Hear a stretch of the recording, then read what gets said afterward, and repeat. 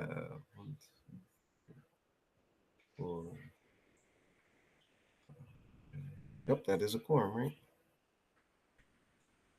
All right. So, seeing the presence of a quorum, I'm now calling the Regional School Committee to order at 6:31 on March 1st. And we can start by taking a roll call attendance here. So we'll go Allison. Allison present. Margaret. Sorry, Margaret present. Peter. Peter present. Jennifer. Jennifer present. Irv. Irv present. And me, Ben, also present.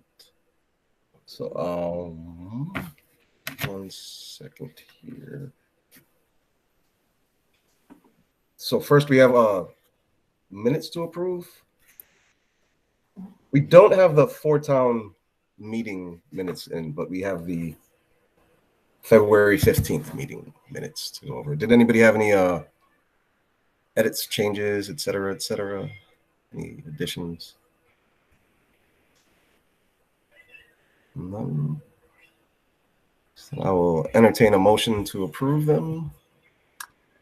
I was just going to. I move that we approve the minutes from February 15th. Second. So moved by Jennifer, seconded by Margaret. We'll do another roll call vote. Allison. Allison, aye. Margaret. Margaret, aye. Irv. Irv, aye. Peter. Peter, aye. Jennifer, Jennifer. aye. And Ben, aye. It is unanimous. And so, what's the right order for the? All right. So yeah, we'll open up for public comment. We didn't receive any emails that were applicable to this committee's meeting tonight, but we did get some regarding the other committee, and we did not get any actual voicemails sent in. Are there any members of the public in here currently that wish to present a public comment? You can use the raise your hand feature down at the bottom, or you can hit Control-Alt-H. That raises your hand. I just learned that recently. Very happy about that. So we'll take the silence as a no and move on to the superintendent. Mike, go ahead. Sure.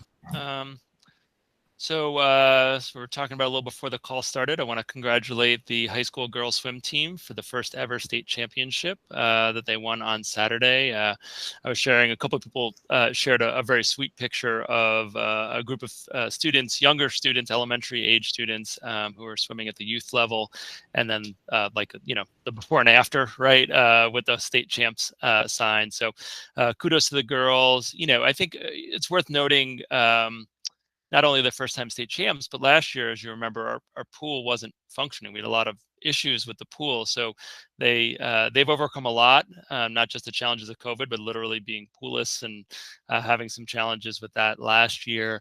And it's a great accomplishment, great achievement for the coaches, for athletic director Stewart, and just really, really pleased that we can do that, and trying to figure out ways to celebrate them. It's a little hard, we're still in COVID era, so things we might typically do are a little bit more challenging. But I know in the middle school and the high school, there's some nice signage up around the school celebrating the fact of their achievement. And a number of other sports, we have basketball still going in the playoffs, but we had a really successful winter sports season. But I really want to big shout out to the girls swim team, because they were outstanding. For some of them, there were seniors that are capping their high school career in the best way possible, both with individual excellence as well as the team celebration. So it was a great job. Speaking of athletics, just one thing that has come up, we'll talk about it. I will talk about it with a different committee, perhaps next week, is just an interest in thinking about middle school athletics.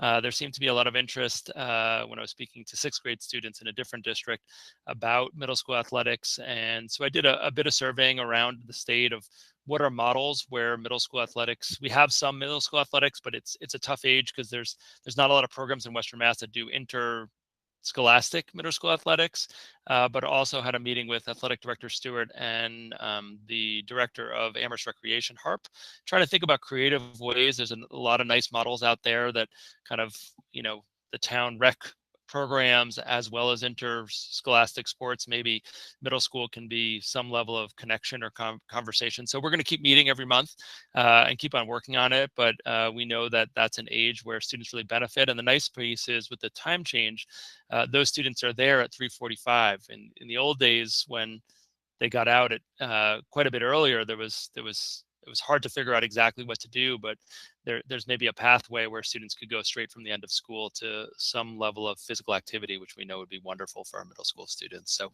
we're still in the nascent phases. I was almost hesitant whether to bring this up, but just I think it's worth the committee and the public knowing that we know there's an interest in young adolescent students being active, being in a team environment, and trying to figure out what are models out there that we might be able to take a look at over time.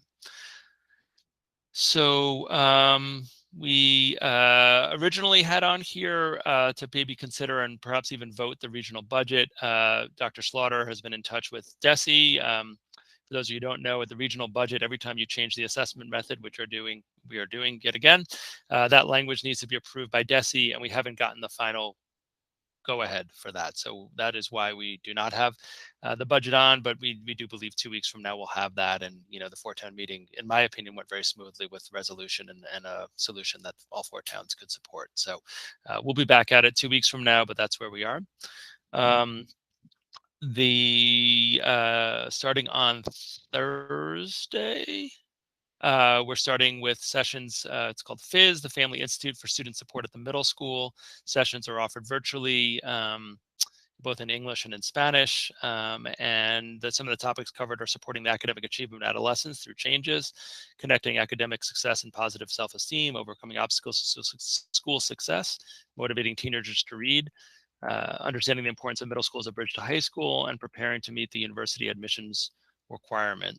So thinking ahead on that. So Dr. Guevara has been a huge part of that, as well as Principal Sharon. So we're happy to offer, and we have, I think, 30 or 40 families who are signed up to participate in that program. So we're really pleased with that, and being able to offer it bilingually, increases the access considerably. Thank you to Representative Dom, who supported us. We had applied for a grant. It's called the Proficiency-Based Outcomes in Languages Other Than English Grant Program. It's through DESE, and it's quasi-public yet, but since she put it on her social media, I feel like it's fine to share that we received a grant of $48,000, and that is focused on some work around assessment at a different district, but also thinking about world language program. So there's a lot of movement at the state level and national level to think about world language and English language learners, and think about language as a unique domain. And their standards have come out, and these funds are going to work to kind of align that world language program, the English language learner program, and make sure we're all thinking about things. They're not the same, but there are connections, and there is professional development that will benefit both bodies and really making departments. So making it more of a department. So Katie Richardson's been integral in that. So I want to thank Katie for her work, and Shannon Bernacchi in Doug's office, who is our grants guru, who continues to be very successful in that role. The last part of the update is next week on Thursday, the 10th, there is a Board of Health meeting in the town of Amherst. As many of you know, the statewide school indoor mask mandate ended. So it's up to local municipalities to make decisions. At the current time, our municipality has an indoor mask mandate that covers all public spaces. That's inclusive of public schools. They will be meeting next Thursday night to consider how to move forward, both for the town and also for the schools. As per the policy that you all passed last spring or summer, or revised, I should say, the policy list that I should be following and implementing the directives from the Department of Public Health in Massachusetts, as well as DESE. But the conflict now is that I can't do that because there's a mask mandate in the community. So we'll look for guidance. I'm in frequent contact with our colleague, especially Jennifer Brown over at the town. And so if there is a decision made there, we will be ready to communicate that with the community. I think, as I mentioned at a different committee, we did ask her not for an immediate removal. We need time to communicate, to work with our stakeholder groups. And so, so I've communicated that with Director Brown, and we'll see how things play out. But the commitments are that KN95 masks will continue to be free and accessible for students and staff. And that, the one area that will continue to need to be masked is nurses' offices, as per the state. So anyone entering a nurse's office, staff or student, will need to, or community member will need to be masked, even if the mask mandate goes away. Additionally, students coming back from isolation on days 6 through 10 will need to continue to be masked. So we'll see what happens next Thursday night, and we'll be ready again with communication out, because I know there's many interested stakeholders in that conversation. And I just want to say we had one case today. It's fabulous, right? It's nice when we go back, and even yesterday with the break and 10 days without, capturing 10 days of data, we had as many cases as we were averaging per day 6 weeks ago. So we are seeing the trends and going in the way we want them to go.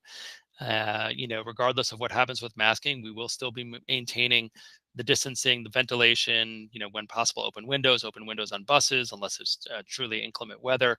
So a lot of our pool testing will continue, the rapid test will continue. So regardless of what happens with masking, and whether it's mask optional, the mask mandate continues, we'll still be maintaining the other safety measures that we have had going in our school. And that is my update for the evening. Happy to take any questions anyone has. Does anyone have any questions or comments for the? Go ahead, Peter. Yeah, so I appreciate that update on the masks. Obviously, a topic of interest. I guess I just wanted to clarify your understanding of the policy, which is pretty short, the one that we passed, that the district will follow the face covering guidance from DPH and DESE, and that you'll manage. So the wording is you will manage the interpretation and implementation of the guidance. And as far as I understand it, the DESE guidance isn't you can't have a mask mandate. It's that you don't have to have one. In other words, if the town mask mandate lifted tomorrow, there would still be a judgment call, right, that you would be applying. And so I guess it's a subtle point, I guess, because if your judgment call is to lift the mask mandate, then it's the same thing. But there is still an evaluation of local health conditions, and you're making a judgment determination. Is that accurate? Yeah, I think that is. I think the distinguishing piece, which I should have been more clear about, so thank you for asking it, is that I really do defer that level of scientific judgment and decision making to our public health board and our public health director.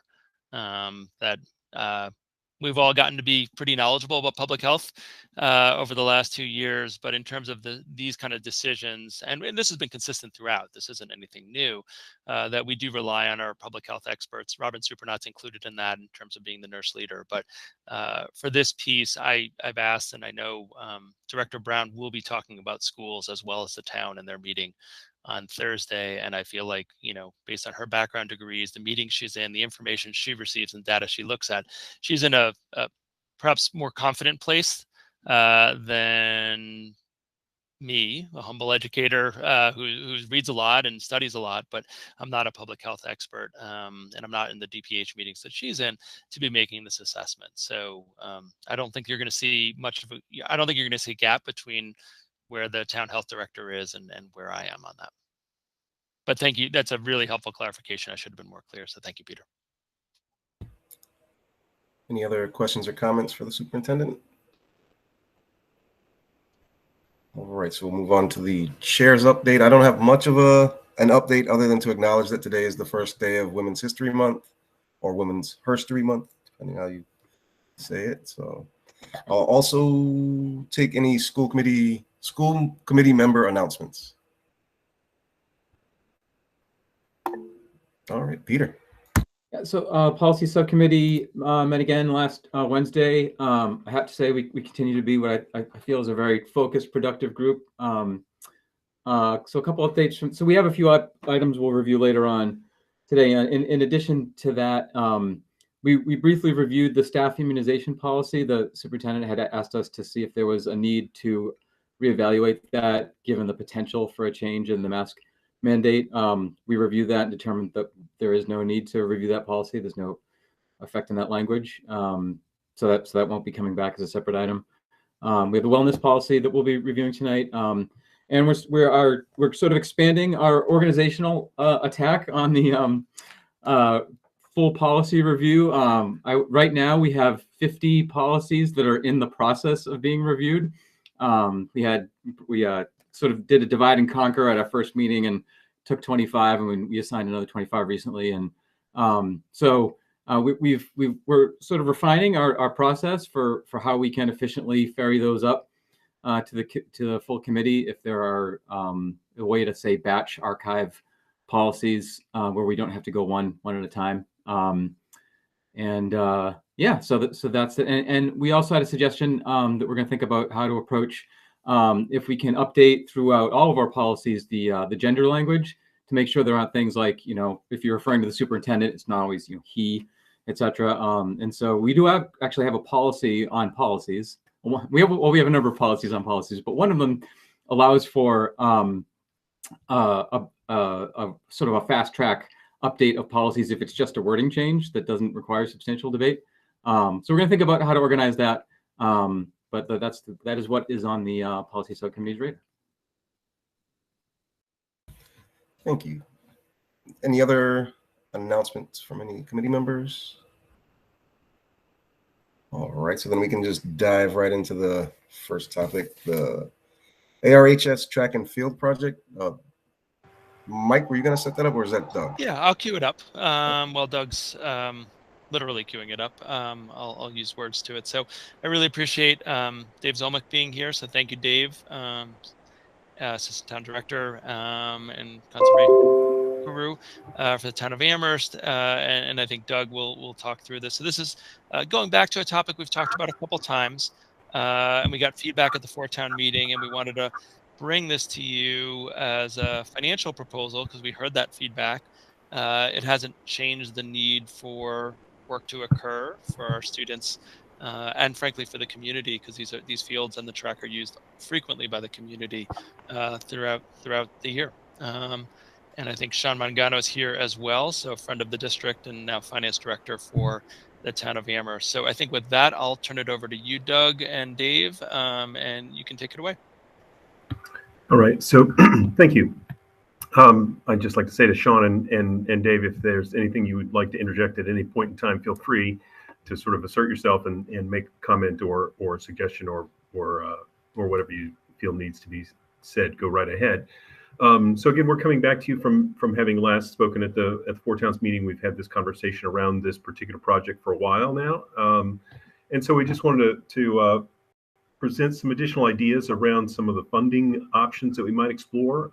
This would not be to any stretch of the imagination of sort of a final plan by any stretch, and I don't want to imply that it is or that the numbers are locked in any way, but to promote continued thinking and continued analysis and evaluation of ways we can fund the project.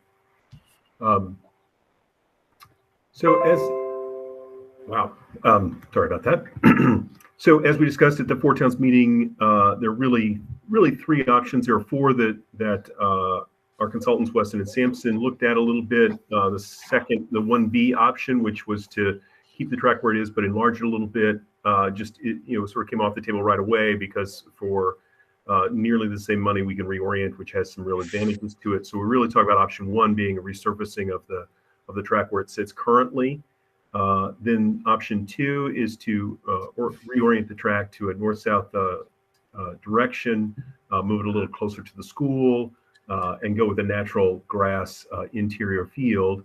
And then the third option is the north-south orientation with a synthetic turf surface.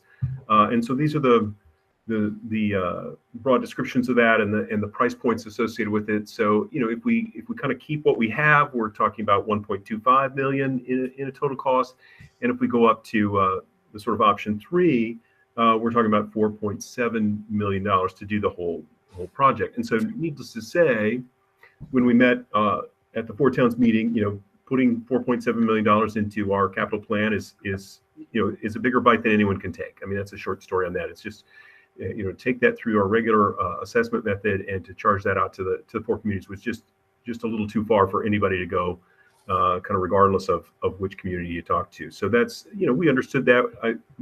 I wasn't surprised by that feedback, but I did want to put it out there and sort of see, the reaction from folks and to get an understanding of where they sit with regard to how we might fund this.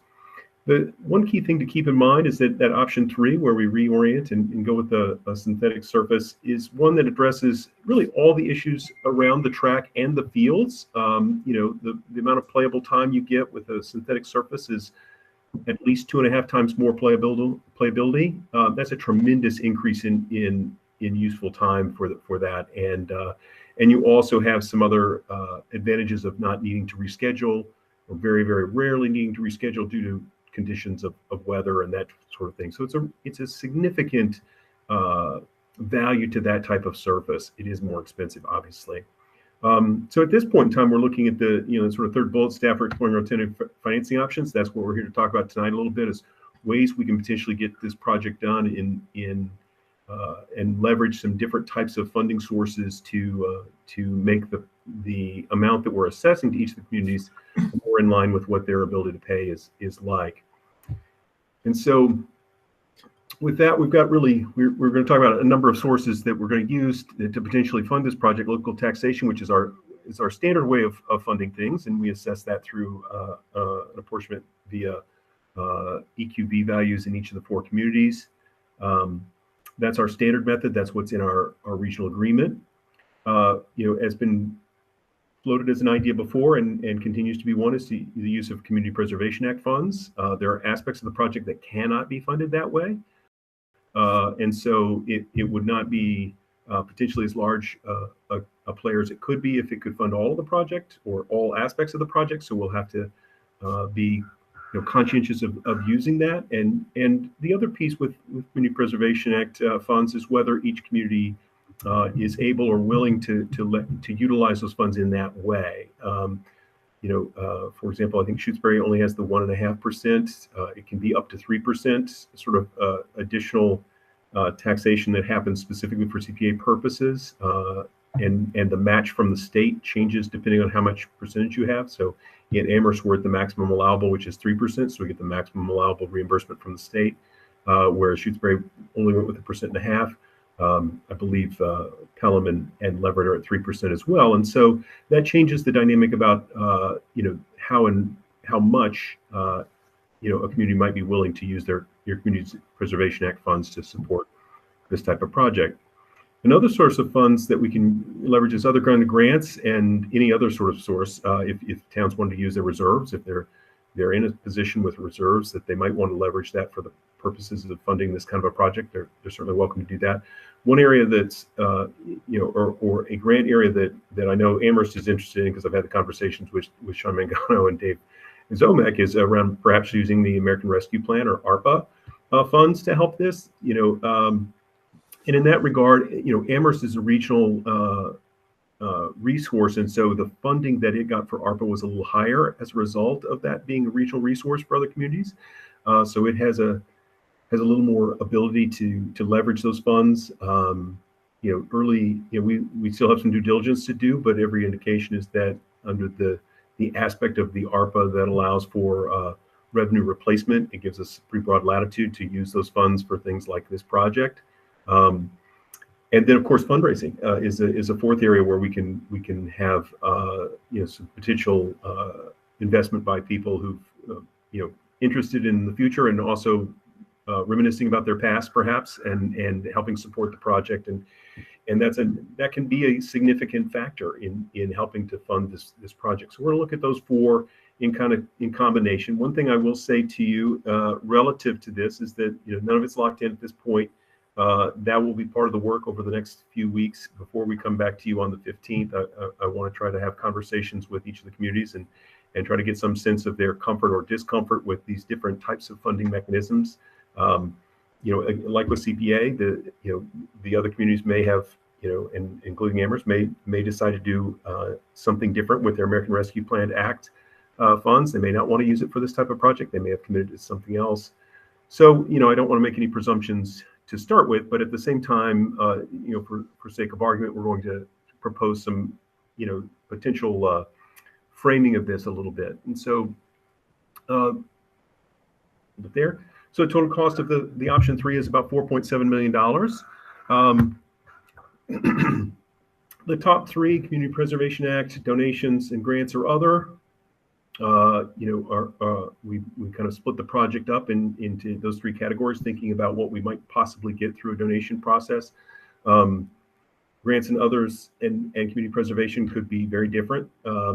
But the idea being is those 3 might be able to help support this project before we actually do assessments to the communities. Once we assess the communities, in other words, once we borrow and then assess funds to the communities, that will have to follow our regional agreement method. And so if we look at local taxation, that 1.5 million that we're seeing there is on the order of what we do is if we kept the track kind of where it is. So that's a definite, I think having that as a target area of funding level for our local taxation is in keeping with kind of replacing the track as is, and there'll be some other points I make relative to that.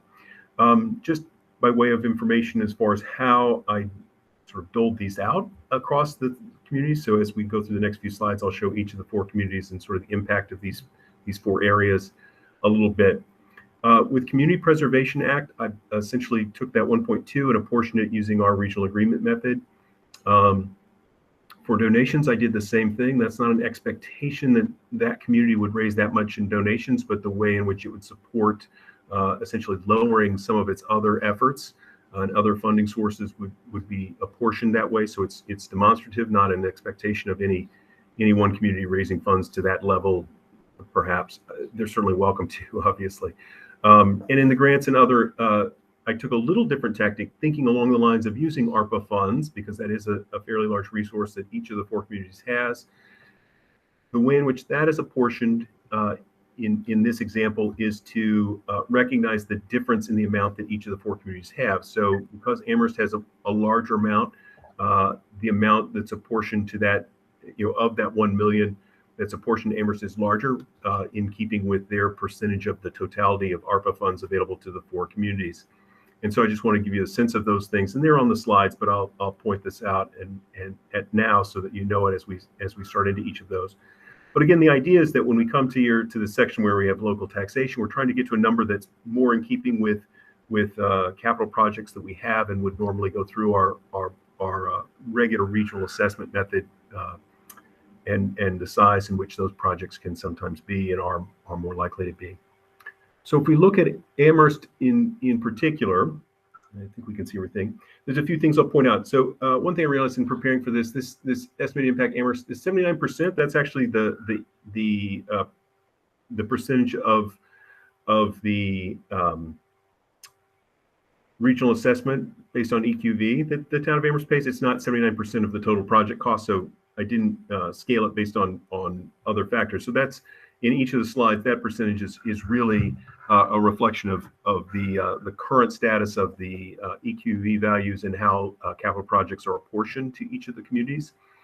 And so that's why you'll see, for example, we had $1 million in donations, and I said I was going to apply it in the same way. That's why that works out to be 789,900 for Amherst, because technically they're 78.99% of the EQV distribution. Again, donations are not necessarily indicating that Amherst proper is going to raise this much in donations. It's just an apportionment of a target of $1 million in donations that's potentially out there. And so we see that grants and other, this would be again using the ARPA funds. If you looked at the totality of ARPA funds, Amherst's amount is about 89, a little over 89% of what the 4 communities have, and so that's why this number is skewed a bit in that direction. CPA funds again apportioned of 1.2 apportioned to about 79% of 1.2 million is that 947,000. And so what we see in the lower 2 sections here, Community Preservation Act allows for borrowing. So if a community wanted to utilize that, but most of them wouldn't have that sort of cash on hand at the beginning of the project, they are allowed to borrow for Community Preservation Act projects, if they're eligible costs. This is a longer term project, so we could borrow this over 20 years. The durable life of the things that are eligible for CPA would be 20 years. And so this is a demonstration for Amherst what those payments would look like from their CPA fund. From a mechanic standpoint, what would happen is if this was a decision that the town of Amherst would make, they say we're gonna do $947,880. We're gonna borrow for it. This is what they would borrow that money, give the regional schools the $947,000 on the sort of front end of the project, so that the regional schools didn't have to do the borrowing, and then that borrowing would be paid off by their CPA committee and the town's council's appropriating authority in a schedule that looks much like what we see there over the 20 years. In the lower part, we see the similar sort of thing for the local taxation component. The difference you'll notice in that local taxation section is that not all of the borrowing for this section would be eligible to be borrowed for 20 years. Typically, the surface of an an artificial surface, the durability of that is about a 10-year period. So we would only be able to borrow for about 10 years for that. That's why you see a much higher set of numbers in the first 10 years than in the second 10 years. But a lot of the project would be eligible to be borrowed for over a 20-year span of time. But this gives a sense of what that assessment would be. So that local taxation would be what would be the piece of our assessment, or year over year we have our capital assessment that we apportion. This would be the component of that would be related specifically to this project. And so again, these are much smaller numbers than what we saw at the Four Towns meeting, but at the same time it's a little skewed on the front half because it's basically about 3 times higher or 4 times higher than the second 10 because a large amount of cost relative to the artificial surface would have to be carried and paid for in the first 10 years. So hopefully that orients people to what's on the charts and sort of what these look like. So the community preservation gives a sense, if the community was going to look at using community preservation funds and potentially borrow against their future revenue there, what those payments would look like. That would be separate from any payments to the regional school district. The local taxation is what the assessment would look like if we assess the 4 communities about $1.5 million over a period of time. And so I'll move to the next slide, which is Pelham. And so I'll do a little less talking about the nitty gritty of this because it's exactly the same, except it's Pelham's slice of all of these. Again, you'll note that 5.5, it's technically 5.45% if you want to get to the second decimal place, is the EQV capital assessment percentage for the town of Pelham at present. And you can see what those, if they were to use community preservation and borrow for that over a 20-year period, this is what those payments would look like for their CPA funds. And likewise, if we were to borrow about $1.5 million and as a regional school district and pay it back over a 20-year period, what their payments in regard to this project would look like. So I'll pause just a second and I'll shift to the Leverett one. Leverett's at about 8.5% of the EQV value for the 4 communities. This is their series of payments. Again, you can kind of see the multiplier of about 3 or so on the local taxation part by virtue of having to kind of front load the borrowing. But again, you get a sense of what these things would look like. Obviously, if larger amounts of donations are available to us, it would significantly impact this and reduce all of these numbers. And then finally, I'll switch to Shutesbury and sort of see they're at about 7.1%. And you can see the sort of the layout of those. So again, just to recap a little bit of the pieces here and sort of the direction we're heading as far as activities over the next couple weeks before we come back to you guys for what will need to be actionable steps that you take at your meeting on the 15th relative to the budget and the assessment around capital, et cetera, and authorization around capital. And that is that the track and the fields are in urgent need of renovation and repair. Their current orientation is very poor for as a playing field. The track itself is well past its useful life. It's really past repairing. We can't use it for home meets at the current time. Option 3 helps solve both problems around the track and the fields. It provides some other opportunity to more effectively use the space. I don't know if you noticed it on the very, very first slide. In the bottom corner of the picture was a little softball field. That's not actually part of the project, but it prepares us to be able to do that in the future, to move the softball field to that corner of the land that we have, and therefore this project would provide us the opportunity to do some other things relative to field use in and around the school, and leverage the space we have in a more efficient way and a better way than we do currently.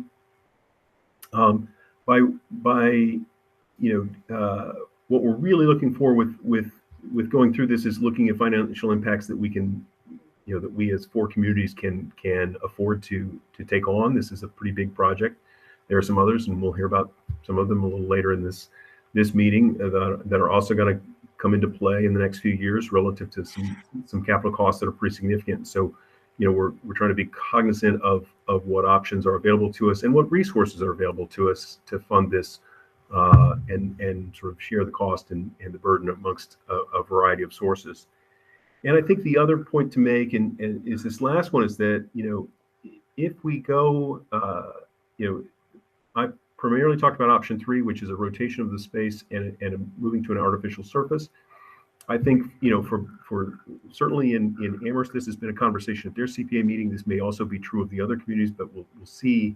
But certainly Amherst, which is the largest, funder of the project, certainly the CPA folks want that reorientation as a part of it, and as a potentially a criteria for funding from CPA funds, just because of what it does for the center of Amherst proper, the ability to leverage more efficiently the space we have, but also how that knits in with things that aren't owned by the regional schools and fit into a larger vision of recreation space in the center of town, is pretty important to CPA, and so that's important. I think the other thing is that, and this may be something that Dave Zomek or Sean Mangano can speak to a little bit too, is that for folks that are beginning the explorations into fundraising and donations, there's a significant difference in people's willingness to donate relative to the kinds of, the type of project that we're talking about. I think, in rotating and potentially going with an artificial surface that boosts the quality of the space, but also the playability of the space, is a pretty significant factor for people who are interested in donating to the project. So that's another significant consideration as far as thinking about these funding sources and this financing that we think about. I think the only thing I will say here at this point, before getting some feedback or seeing if Dave or Sean wants to offer some more points of interest, is that it's a complex project if we're going to use multiple funding sources, which I think we're going to need to do to be successful in building this facility. And so that's really the work over the next couple of weeks is going to be to liaise with each of the 4 towns, try to get a sense of their commitment, their concerns, their strategies with regard to funding and their comfort levels. It's entirely likely that what we may need the school committee to authorize may be decidedly larger than what anybody wants to actually do. In other words, we may need to authorize a larger dollar amount than we ever hope to ever borrow, just for the sake of getting the project in place, and then subsequently, upon the realization of real other funding sources, be able to then not explore or utilize the full authorization that's necessary. But those are details we'll continue to work through in the next few weeks. And so when we come back in a couple of weeks with actual motion language for you, we'll hopefully have that nailed down as best we can, and understand where are the the sort of more concrete or less concrete aspects of it, and what are the guarantees or otherwise that we can put in place relative to this to make people feel comfortable about the project moving forward. I think I'll stop there and see if Dave or Sean have anything else they'd like to offer, and then obviously take anyone's questions. If I could, through the chair, would that be okay? Yeah, go ahead. And I'll be very brief because I think Doug covered most of the important points.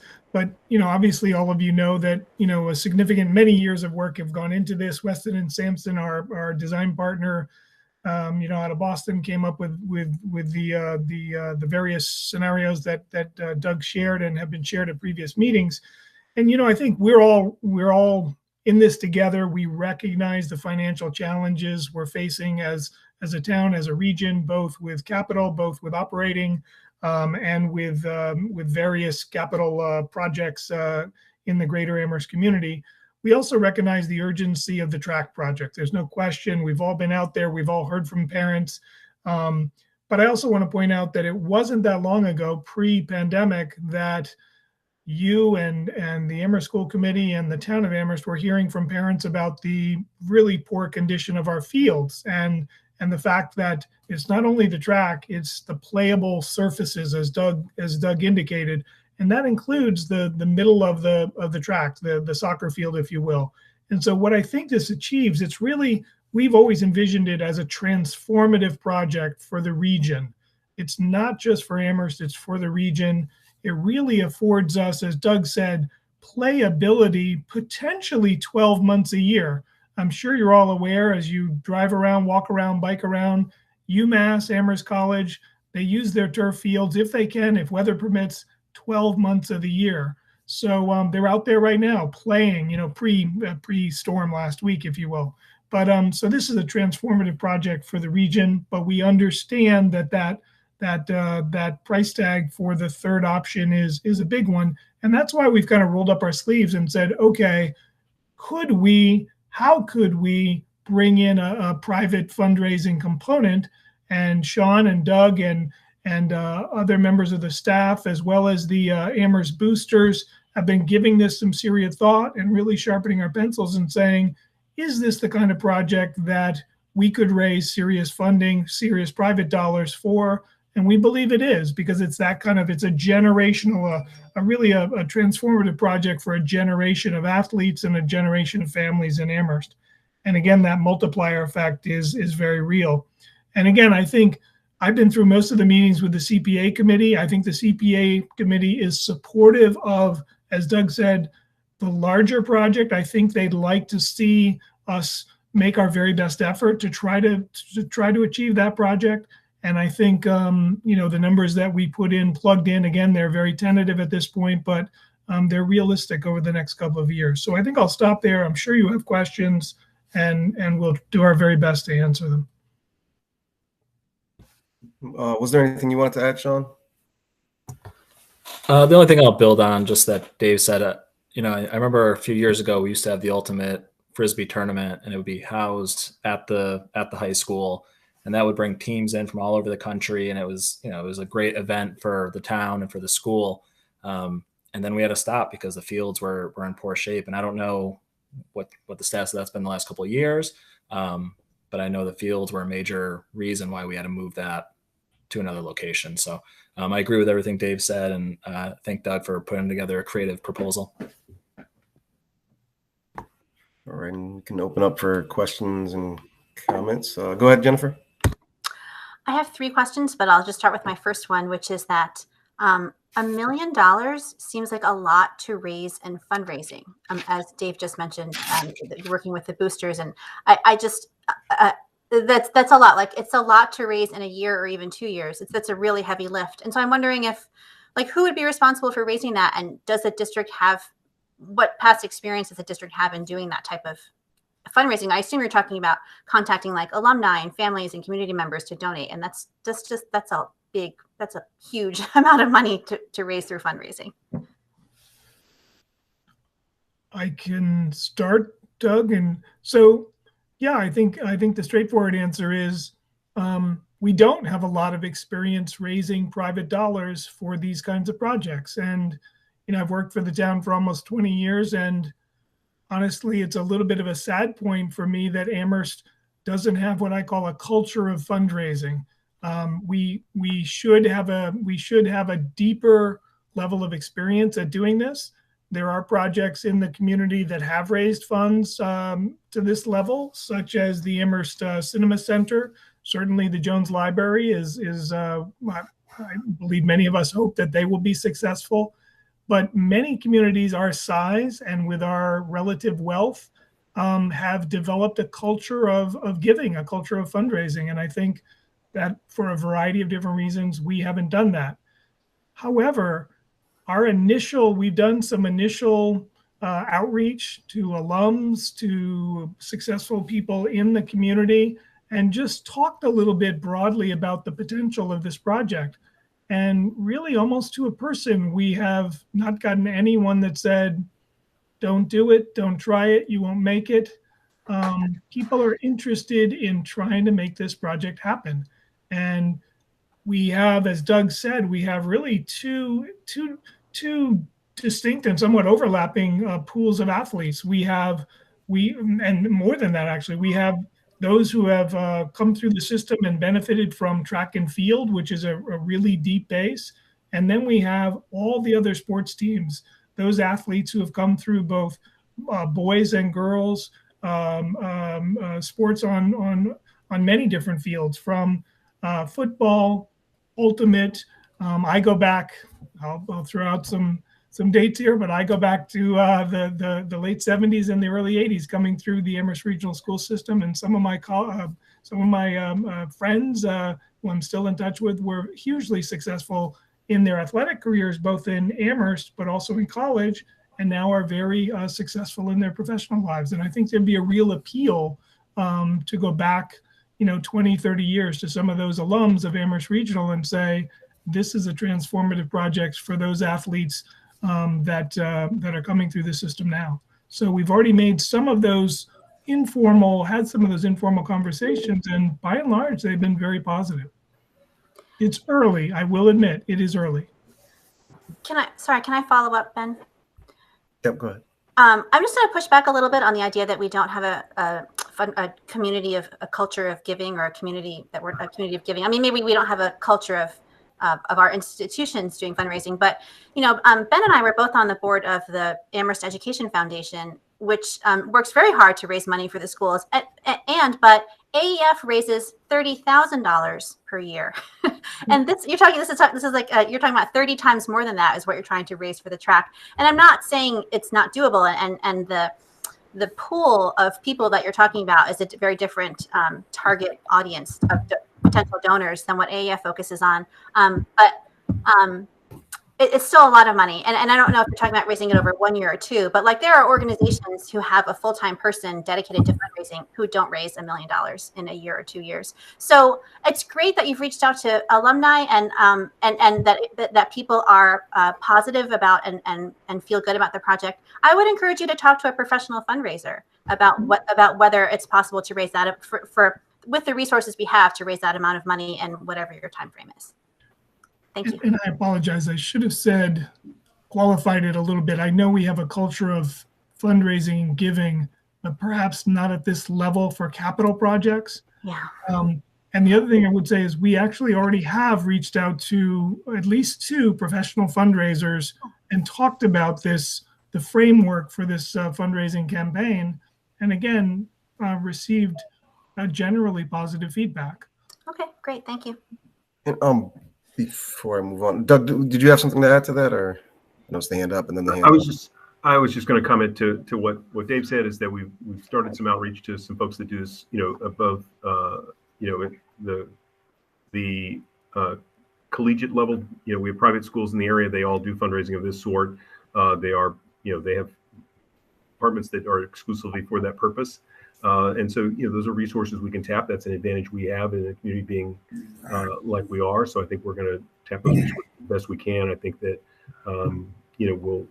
we'll need those resources absolutely to raise that kind of money. And so we're fortunate to have those resources at hand. And I think inroads have been started relative to making some connections with those folks that have that kind of experience. All right. And Allison, go ahead. Yeah, it was just a minor clarification question, and then a bigger question again about potentially getting to that fundraising comment. So in your slides, Doug, you had sort of donations apportioned out to each community, but you're that's not to suggest that each community is responsible for raising that portion of the funds. That's just how you would divvy up or credit the towns for that? Right. It was just a mechanism for sort of applying a credit kind of reasonably across, because it essentially, the more we get in donation, the less taxation that's needed to cover it. So utilize the same mechanism for that purpose. We wouldn't be as people fundraise, I doubt they're going to ask, well, what town did you grow up in? Because there could be people that have never lived in Amherst or any of the 4 communities that might want to donate because they live in Hadley and like to come over, and so there's no there's no bias for or against, but yeah, the idea is to use that to apportion the sharing, I guess. Yeah, I think so. The bigger question that I had was getting back to that fundraising. I do believe that there's could be potentially significant interest in contributing beyond. I mean, look at the North Amherst Library. I mean, that was just one person, but I know that there's, when people are passionate in this community about something, they can give beyond sort of the what might be expected. But back to the grants, when you on that chart, because there's private grants as well. So is that in your mind included in that grants line, or would that private grant be included in the fundraising donations line? I could consider it either way. I think that, for the simplicity of sort of apportioning it, when we had grants, I used ARPA as the resource. But certainly, I think any and all grant applications, some of it would depend on who files the grant. So if, say, the hurricane boosters were to file for a grant, then that would be in a donations category, I would presume. Whereas if it's something that we as a school district file for, then it falls into a different category. So it kind of depends a little bit, but certainly any of those kinds of, I looked up and I spent entirely 5 to 10 minutes on it. USA Football is an organization that will give $50,000. You probably have to put a giant logo on your field. I don't know if we qualify for any of the other sort of metrics, but there are organizations like that, and there's probably organizations like that for a number of different sports that we certainly are going to explore and look into and see if there's interest in that. And so that would come back to school committee, because that would be a sponsorship, and would have to be something that the school committee is comfortable with as far as accepting as a gift for the community to use in that way. You almost segued directly into the question I was going to ask, but I'll hold my question for a second. I'll take Peter first. I mean, if it's you can go ahead if you want. Yeah, so I suppose the question that I have is probably as much for the three of you as it is for the public, maybe even more so for the public at large, is how willing are we to consider like sponsorships in the have we done any research? Yeah, I'll save the commentary part. I'll just leave it with the question. I think that the school committee changed its policy. Sean can correct me on this. Probably 4 or 5 years ago, to be a little more amenable to sponsorships.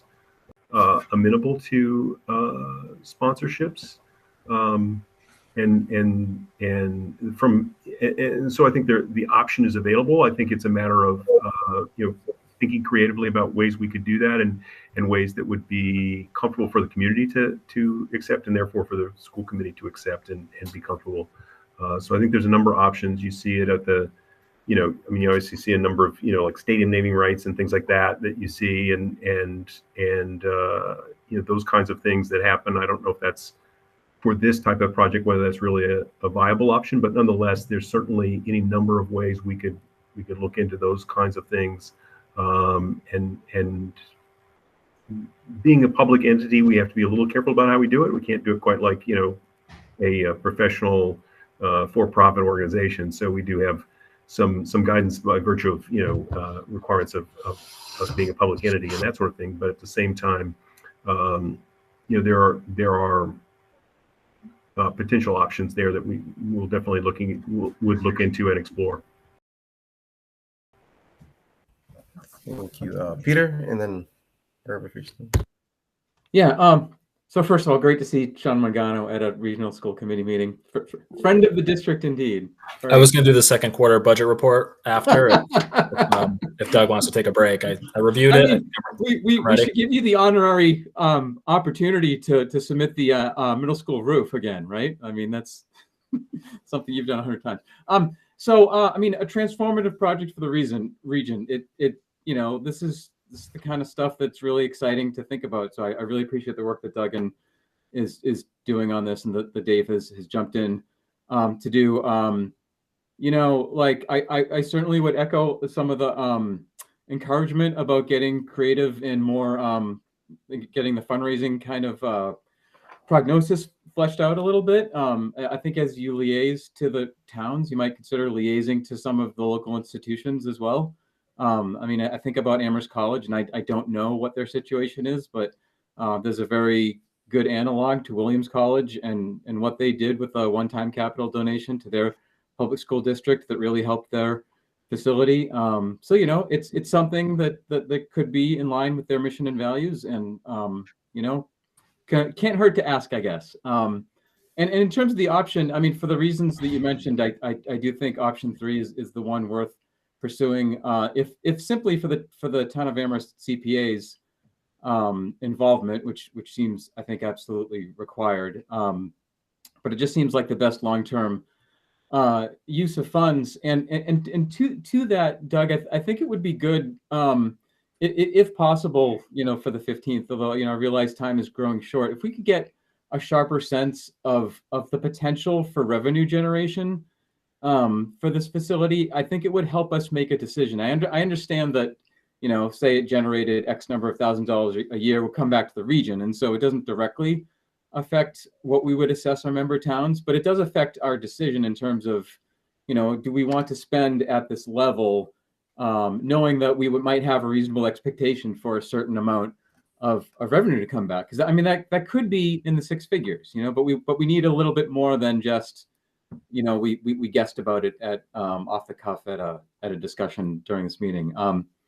So I guess my main question is, Doug, it comes back to, I guess, the technicality of how we allocate debt and how we vote it in a couple of weeks to the towns, and what we can commit to our member towns. Because I understand that, you can't assume cash in hand, right? And so you have to vote the maximum, like the worst case scenario, right, of what it would be. And yet I don't want to put town council, Amherst Town Council, or the 3 Pelham, Leverett, and Shutesbury town meetings in position where they feel like they have to say yes to something that they know their town can't afford on the promise that, don't worry, we'll do our best for CPA and donation stuff. So I'm just thinking off the top of my head here, but I'm wondering if there's something that the regional school committee could do to vote on the same night and say, we commit not to,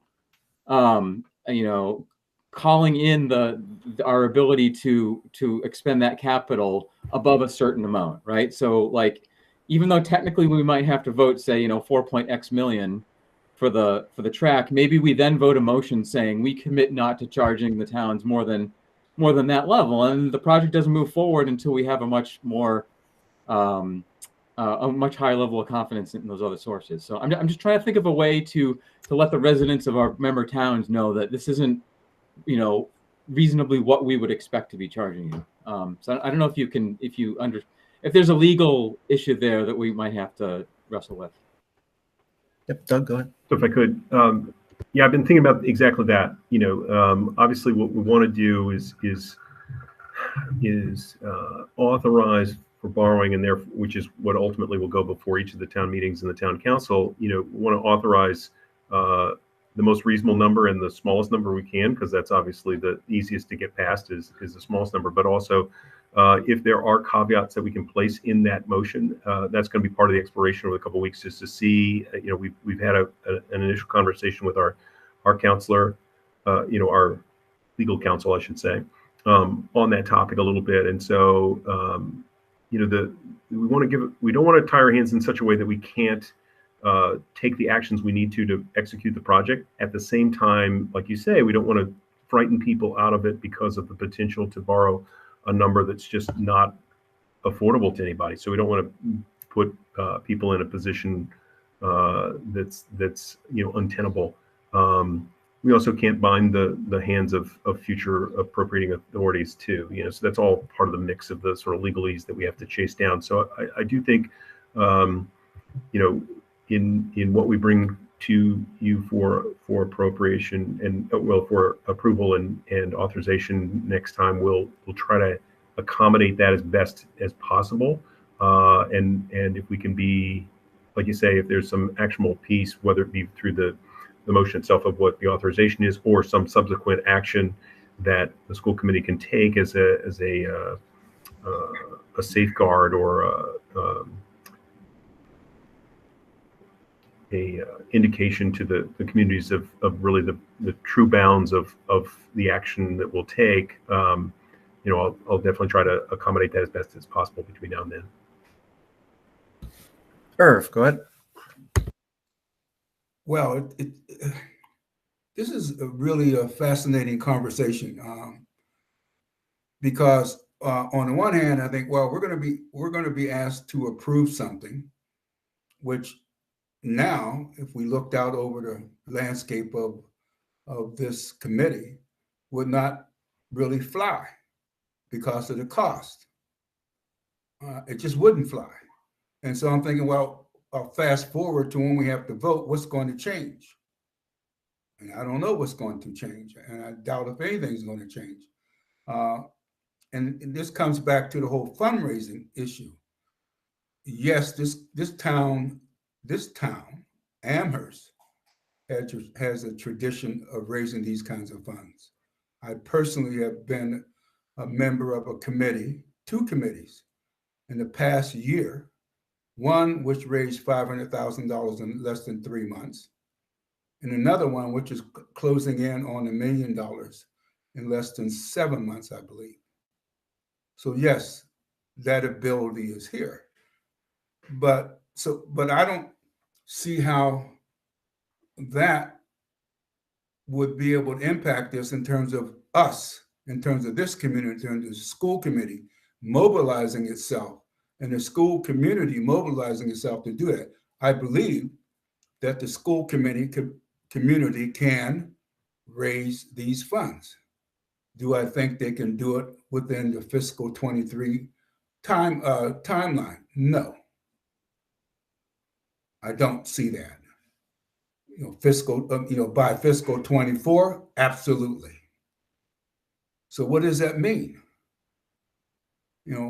I, for one, do not want to bring before the town of Amherst something that I know we can't afford, nor would I want to force the other towns into, or at least have the appearance of forcing them to making a decision on something that I know that they cannot afford because they have already told us they cannot afford it. So I guess my bottom line is, if we're going to move forward with this, let's move forward in a way that's realistic. And realistic to me means that coming with something that we can vote on in terms of this fiscal year that will make sense for all of the towns, including Amherst.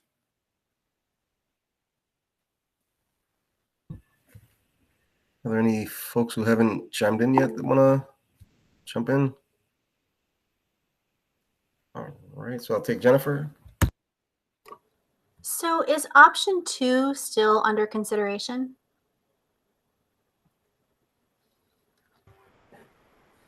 It certainly can be. I think the concern with regard to the natural surface, and that may be where we have to land. But I mean, certainly the concern is that the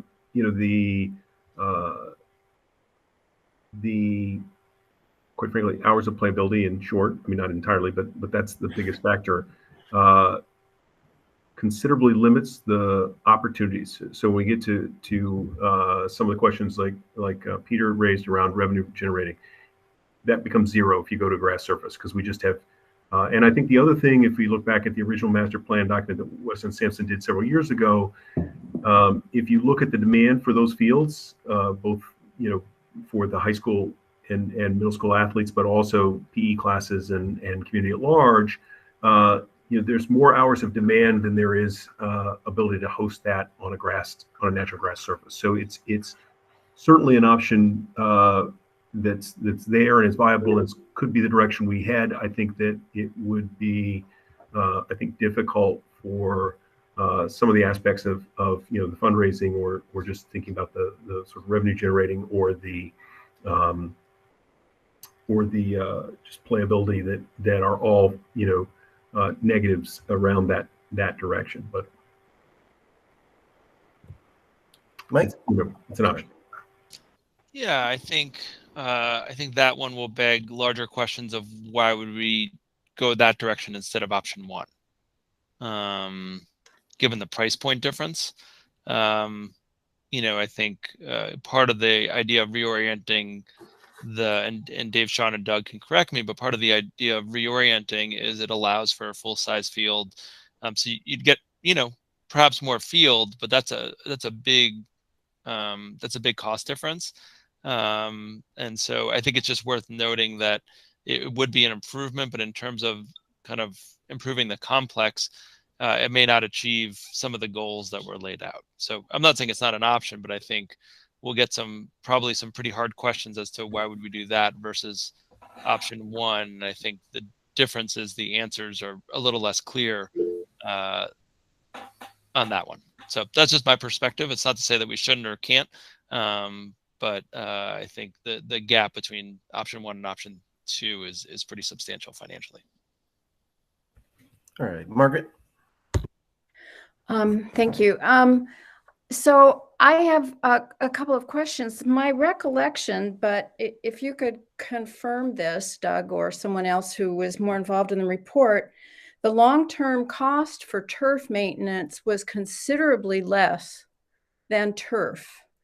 And I think in the last report, full report we saw, they indicated because with grass, you're going to have to use a lot of fertilizer and a lot of water, things that you don't have to do for turf, for the artificial turf, and that the artificial turf was recyclable. So for me, those are things, along with everything else, that if that's correct, would say that makes up for some of the cost on option 3. Doug, and then I'll take Allison. Yeah, I think if you look at the total, sort of total cost of ownership over, say, a 10-year period, and the sort of cost per square foot kind of thing is very comparable between the two. So I think it's certainly a factor. Oh, sorry about that.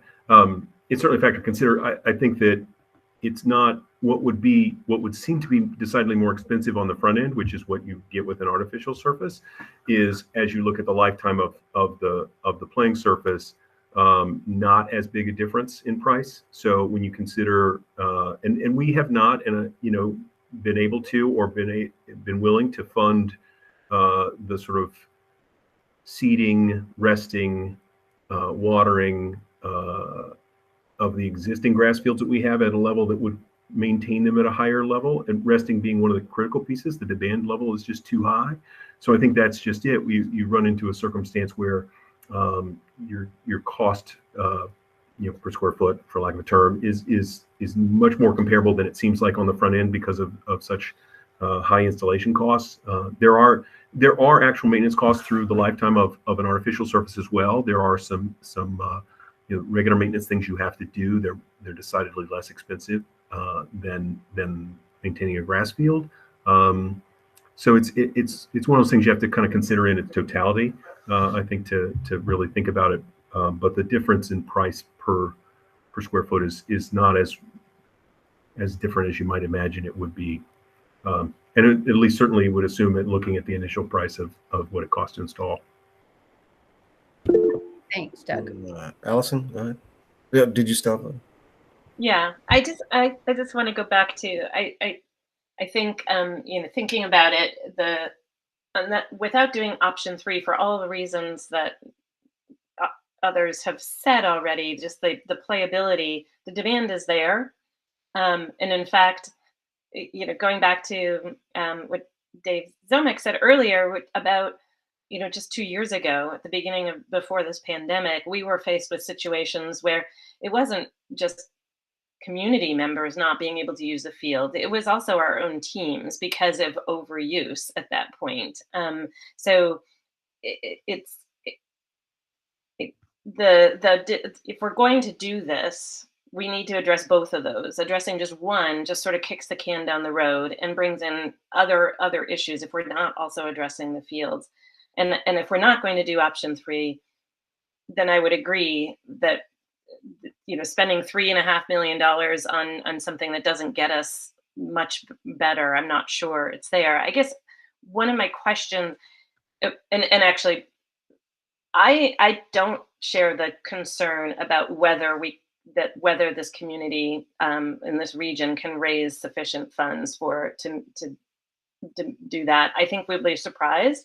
My understanding is that other sort of major capital campaigns in our area, in our town, are doing well, and not having sort of this significant hurdles in terms of getting there. And I don't know if there's a way that we can get some sort of initial sort of statement about sort of likelihood that we'll be able to get there. You mentioned that you've spoken to fundraisers that indicate that you've gotten positive response. If there was something that we could have to sort of bolster that sort of comfort level with the member towns, that we will be able to raise that funds, I think it's worth it.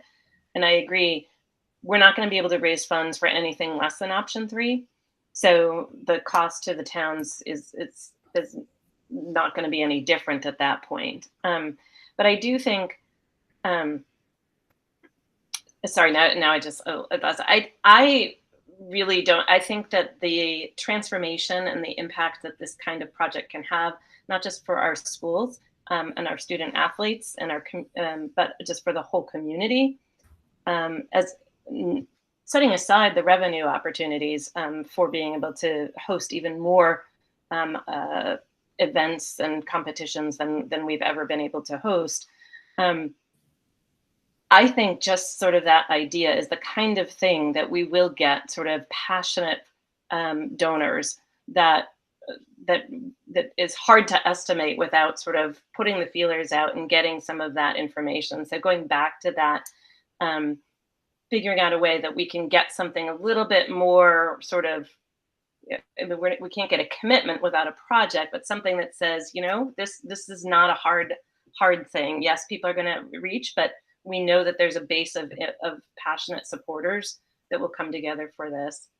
And I want to understand a little bit more about how much is the responsibility of something like the boosters versus the town versus the school district, or because I think public and private partnerships, I think, can really sort of also help drive this. And so I'm not sure. I keep hearing sort of we're doing this, and I'm just wondering to what extent there's been outreach to some of the nonprofits, this, like the boosters. I don't know if there's other sort of youth sports nonprofits in our area that might be able to support and partner in sort of raising that money. Jennifer, did you still have a? All right, so we'll go to Irv. One thing that I do know is that if you're going to raise money from people, from a community, they want to know how much skin you have in the game. In other words, how much is Amherst willing to say, the region willing to say they are going to put in? How much? In other words, if $4 million is the amount we need to raise, how much is the region willing to put in towards this amount? Because they want a person who is going to be donating money is going to want to know that. And that's a fair question. You shouldn't ask. Someone shouldn't be asked to put in money to a particular project without knowing what the people who are asking for the money are going to be putting in themselves. No board that I've ever been on asked for money from the general public without first asking the board members to put in money. And that is a fair thing for any person to ask. And it's something that if a community member who looks at this project and says, wow, it has a great value, it has great value for Amherst, great value for the region, etc. And the question then comes up, well, how much does Amherst and the region believe in this? And if they really believe in it, how much are they willing to put in? And then come and ask us for that which you aren't willing to put in. That would be a fair thing to do. Peter, go ahead. So yeah, I think there's been a really good discussion. There's some points raised by some of my colleagues that I had not considered before. So this has been fruitful for me. I guess, you know, one of the other motivators I think for us moving on this now, or to take our best shot to solve this problem that we haven't been able to solve for years, is the ARPA opportunity. You know, this is a one-time significant resource that we can apply to this project, and that can be applied appropriately. And that would be the decision of our member towns, right? So if the town of Amherst, as a regional resource, decides that it's appropriate and that they wish to use their ARPA funds or some of their ARPA funds for this project, that's not something that's going to happen again, right? And that's also a decision that's out of our hands as a regional school committee. So I think, you know, for me, it's really about hearing back from our member towns in terms of, you know, what is their comfort and interest level in a project of this magnitude. You know, knowing that, you know, if I agree with what members have said so far, that if absent option 3, fundraising isn't really that much of a variable. And so, you know, and you know, for the other reasons described, I think that is the most non-penny wise, non-pound foolish way to go. But I really look forward to hearing back from what you hear in your conversations with your towns. And I'll just echo Mr. Rhodes's point earlier that, you know, certainly the thing that we vote next time, if it includes this, you know, we want as much as possible to articulate, you know, what in real practical, we know what the legalese has to be, but, you know, what in real practical terms are we asking towns to commit to, and what is our expectation for those other various pots? You know, because ultimately we want to do this collaboratively, right? This is where we represent the member towns. We're all from one of the member towns, and we all care about our member towns and our member towns' other financial needs as well. Yeah, so thank you for your work so far on this. And Dave, you're on mute still. How about now? Is that good? Good to go. I appreciate all the comments, and I feel like we haven't answered all of your questions. I'm not sure we can do that tonight, but I appreciate hearing from all of you, and I think you raised some really valid points. And we don't know the answers to all of these questions. My concern is, how do we get you a comfort level and the towns, the 3 regional towns, comfortable with moving forward? And I guess I'm not as cued into your process at the region as Doug and the superintendent and Sean Mangano is. So I guess I don't want to overpromise. March 15th in my mind is tomorrow. So I guess I'm looking for a little guidance and maybe you can't give it tonight, but how do we get you the answers you need and we need that allow us or afford us the time to move forward? I realize that the track is the most pressing issue, and you know that needs to be replaced. And if we don't have a plan for option 3, then we need to, I know you'll need to move back to option 1, which is replace the track and move on. But I agree with Irv's comments earlier. This is not a 1-year raise $1 million, get 1.2 million in CPA funds and put this whole package together. This is honestly probably a couple of year project. So I guess I'm looking for a little guidance. Maybe I would defer to the superintendent and Doug later, but I think you've raised some really good questions, and I'm not sure we're going to be able to give you or the other towns the the comfort level you're going to need from a fundraiser A or B that says, yes, you can raise $1 million. We've got an initial, kind of, yeah, that's realistic in this community. You can do it. But I don't know if anybody's going to put their, that on their letterhead and say, you can do it and we can hand it to you, or whatever Parliament choose for you. So anyway. Thank you. Mike, did you have something to tack onto that, or? All right. If that's okay, yeah.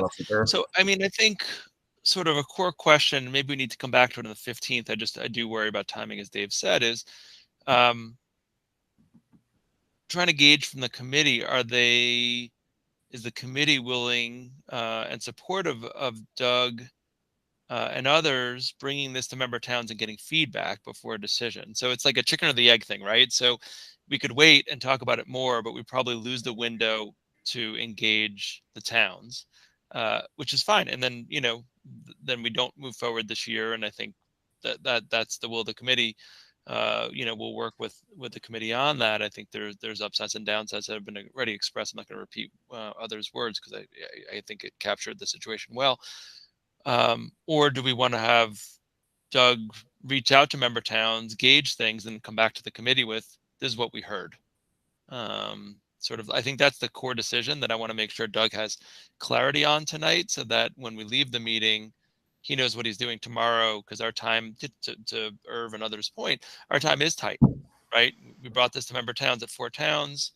We brought it back here last meeting. We needed more time to process because the timing of it was so close and adjacent.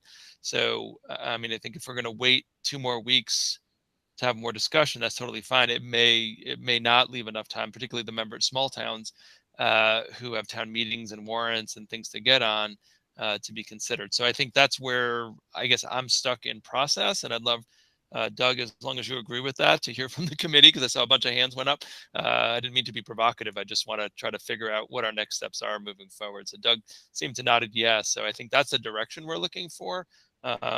I think you heard all the perspectives. I'm not going to weigh in further, but I think that's what we'd like to hear. All right, Irv.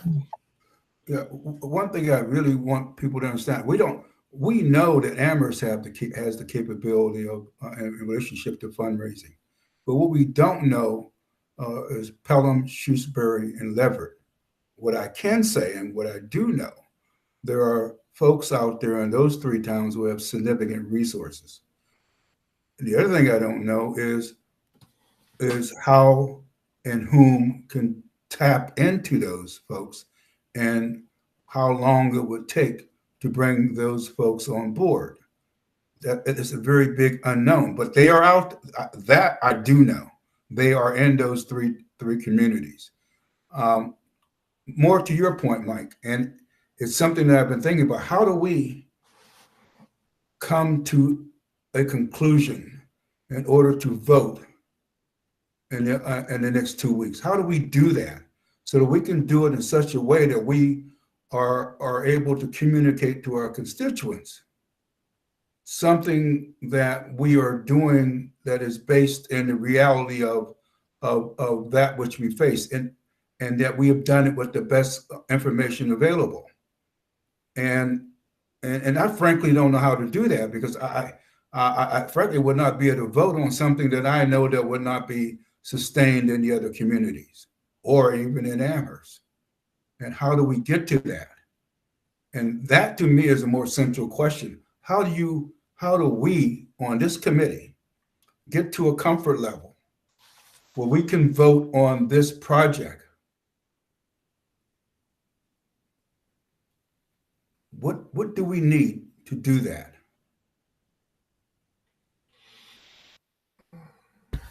Allison? Click the wrong thing. I think to your comment, Irv, I asked the question earlier about the donations, and it's $1 million in total, not sort of from each, not apportioned out to each community. So individual towns aren't responsible for raising the money. I understand that. The project is. So I think I'm not willing to decide tonight to delay this project for another year because we want more information. So I would be supportive of Doug, if Doug and Dave at least starting the conversation, because we're not committing to anything at this point. It's fact finding and interest gauging, and I think that needs to be done so that we can make a decision. If we decide in 2 weeks that we're not ready, that we still need more information, then we can make that decision. But I don't think I'm not comfortable tonight making a decision that's going to result in us delaying this project another year. Margaret, go ahead.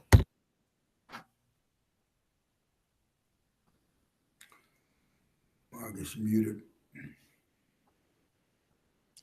I think you're muted, Margaret.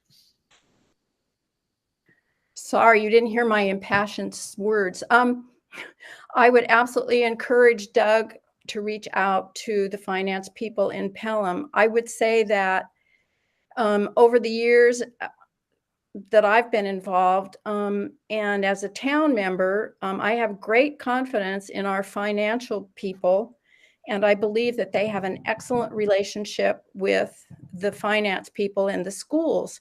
And if something came out of conversation where, I mean, I feel like it might be possible for Pelham to say, yes, I understand what you're doing, and I think we could probably go forward. I mean, I think there's a level of trust there that they're not going to end up having to pay for a $4 million project, their portion. I would not vote for the first option. I couldn't do that. And I think I feel much the same as Allison, that I'm not sure I could vote to postpone this for another year.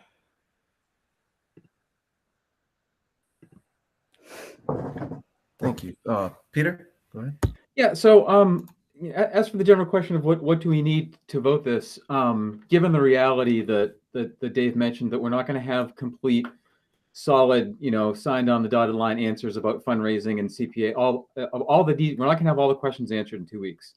And yet that is our procedural deadline for what is essentially proposing an assessment, capital assessment to our member towns. And for me, the way I would be comfortable with it as a school committee is two things. One, knowing that we had reached out to our member towns. When I say we, I mean Superintendent and Dr. Slaughter and Mr. Zomack, to our municipal leaders to gauge their interest and comfort level with the funding plan that was just proposed, which is much different than the one that was proposed at the Four Towns meeting, right? This is about a third of that amount in terms of taxable tax assessment. And then so that's one, and then two is what language could we provide in our motions next week to provide a level of assurance to our member towns that this isn't a bait and switch, that we are really committed to this level of actually executing on this level of assessment, and and we're even though we might legally have to pass a certain number, we're not committed to actually assessing you above a certain amount. I think those are the two things that I would need to move this forward. And the reason why I'm motivated is because this has been an urgent need for years. And it's one of those urgent needs that we say is an urgent need for so long that we sort of lose the impact of it. But I think other members have noted examples here of why it is such an urgent need. And we have this ARPA opportunity, which really kind of supercharges the capital resources available in a way that is probably not going to be available at this level again. And so it's an opportunity. I wouldn't want to vote something where if I knew that all of our towns had major reservations, even with this plan, not something I would want to force on them. But if our member towns say, yeah, in principle, this sounds like something we could work with, then I'd like to move forward on it. Like I said before, option 3 seems to me the most, in terms of quality and finances, the best option for us to be supporting. All right, take Irv. I really would love to hear the thoughts of the Leverett and Shutesbury folks in terms of this, and having them weigh in so we can get some sense of how they think their communities are going to react to this. And so far, I don't know whether those people are on this call or are they not at this meeting, but it would be important to hear from them. Now, Dave? I'm sensitive to your time tonight. I know it's 8 o'clock, and I'm sure you have many other topics to talk about. So I'm happy to go away and work with Dr. Slaughter and Sean and our our loose knit, if you will, fundraising exploration folks that we've pulled together here. My takeaway is, I think I could work with Dr. Slaughter on researching revenue generation. I think we have some people that might be able to help with that. There's lots of other towns that have these multi-purpose fields, turf fields in their communities. I also think we could do a little bit more work on how those other communities fundraised, brought together public money, to Irv's point earlier, public money with private money. And it's kind of a chicken and egg thing, but private fundraisers want to see that there's skin in the game, that the community or the region has CPA dollars or capital dollars in the game. So we could reach out to some of the other Western Mass communities who have done turf fields like this, and I think we could get some answers there. And I did just want to clarify, I felt bad the whole meeting.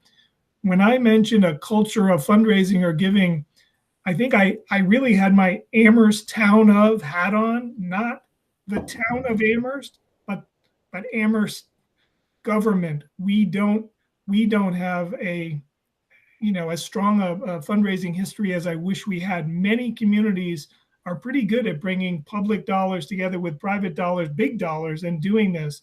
And I've seen that work. But we clearly have a community that gives. And I was just thinking, Irv mentioned some of them, but the Amherst Survival Center raised millions of dollars for their new building on Sunderland Road. The Hitchcock Center raised $9 million for their new living building on 116. The Kestrel Trust has raised millions of dollars for land conservation in Amherst and the region. So I just wanted to clarify that. I kind of misspoke a little bit. I didn't clarify that I'm working on the North Common project, which is about 1.5 million, and I'd love it if I had $300,000 in private fundraising coming together on that project, but we don't at this point, and it's just frustrating. So I'm trying to do better at that and seeing if we can bring those private dollars together with town dollars and make projects happen. So just wanted to clarify that. So thank you, and I know you have to move on to other topics.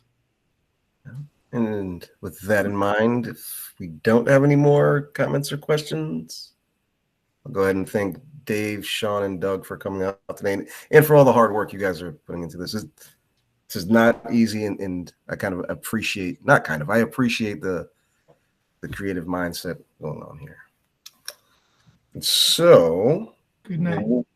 Good night.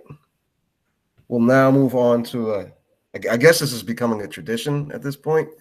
I'll let Mike go ahead and intro the annual MSBA Statement of Interest. Yeah, it's hopefully the last tradition, right? Last time we have this tradition, but I will just quickly say that we've applied for many years in a row for the middle school roof. The funds, the towns agreed to fund the project, but with the positive assumption's not the right word, but expectation maybe that this would be supplemented from state funds. The challenge has been every year the MSBA is getting more and more submissions with older roofs. So the age that you your roof has to be to qualify continues to go up. So much like our neighbors in Shutesbury, I believe, unless Mr. Sullivan corrects me, we continue to apply, look like we're a shoe-in, and then they say, no, it's not 25 years, it's 27 years and 28 years, and so that we've had that challenge. So tonight I asked Rupert, as opposed to last topic, which I think needed robust dialogue, to do a very quick summary of just differences in this year's submission and last year's. I think it's worth noting we've gotten rejected not because of the quality of the submission, it's simply because of the age of the roof. So there's been no negative feedback to the submission. We've called, we said, is there anything we need to do differently? And they said, yeah, your roof needs to be older. But the submission itself has not been negatively commented on. So we're going to present this tonight. You certainly can vote tonight. It would certainly, I think from Rupert's perspective, help us submit in a timely way. But if the committee wants to come back in the 15th, it just makes it a little tighter for Rupert and all the documents that need to be signed by myself and Ben and some others. But we can do that if there are questions. But in the agenda packet, you'll see kind of the full application. There's something called a closed school document, which even though it's awkward, it's just a requirement, as well as the vote language filled in that MSBA has. So I'll turn it over to Rupert. He's going to do 5 minutes or less on just what are some of the changes from last year's submission to this year, and then we can answer any questions you have. So I'll turn it over to you, Rupert. Okay, great. Can you, if you can hear me, nod. Oh, that's great. I love bobbleheads. All right. So this is, I think, the 4th year that we're applying for this SOI for the middle school roof from the MSBA. It is essentially the same application. There is one significant change. All the other changes are insignificant. The significant change is that about a year ago, we had a leak in the auditorium roof, which caused significant damage, about $25,000 to repair. The middle school auditorium roof is only 20 years old, while the rest of the roofs are about 28. After consulting with Gale Associates, who analyzed our roof for the rest of the building, I think that it's wise for us to apply for the 20-year-old roof as well because of the leaks in it. And so that has been added to the application. And what I've heard from Gale Associates is if MSBA chooses to fund us this year, they can decide to fund part or all. And if they don't like the 20-year-old roof, that won't throw the whole application out. So that's why I've included it in this year's application. We do not yet have an in-depth study of the issues with that roof. We're in the middle of negotiating with Gale Associates to do a little bit more work on the analysis, which I hope to get done this spring or summer. So the only other, and I think it's a sort of a minor but important change in this year's SOI, is that I pointed out that one of the reasons why we want to upgrade all the roofs is to bring our insulation levels up to current code, because of the importance for energy conservation and meeting our global climate warming goals. So that's the gist of it, and I'm happy to answer any questions. Thank you. Oh, right away, we'll go to Stephen. Yeah, well, Rupert, thank you for all your hard work as always. I just want to ask, are we talking about those little peekaboo roof lights where the classrooms didn't have any access to windows, or is that not something we're going to look at this time?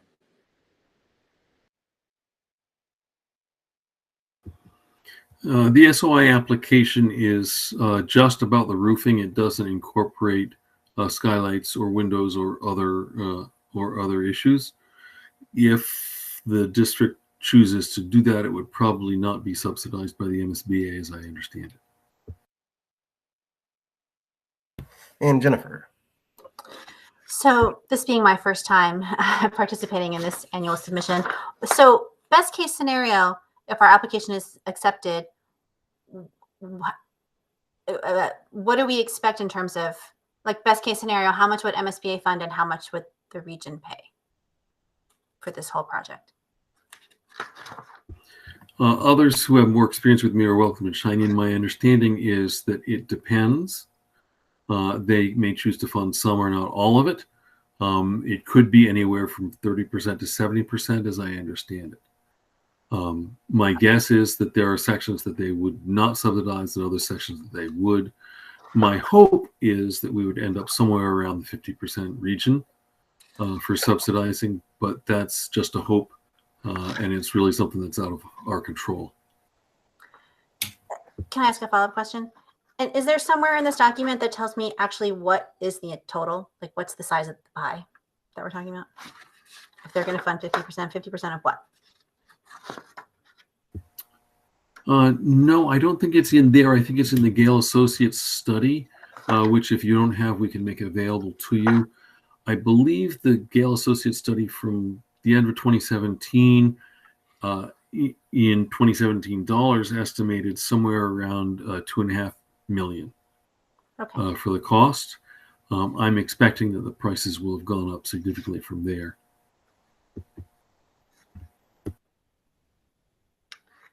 Thank you. Actually, I'm sorry. One last question. Actually, I'm looking at the application, and there's a section that has a narrative about about the approval process, and actually does say $3 million, but it has the narrative. The narrative is from 2019, so I assume that will need to be updated once we actually take some action. Oh, sorry. I thought I'd updated everything. I must have missed one. Thank you for pointing that out. Sure, it's on page 5. Page 5. Excellent. All right. Do we have any other questions or comments? Go back to Stephen again. Yeah, I'm just curious, Rupert. When did when did they start requesting this again? Just this week? Applications for SOI opened up in February. We have a deadline to complete our application in the third week, I believe, of March. That includes authorized approval from the school committee for a vote, which has specific language, and it also requires a signature from I think the superintendent and the school committee chair about certifying that we haven't closed any other schools.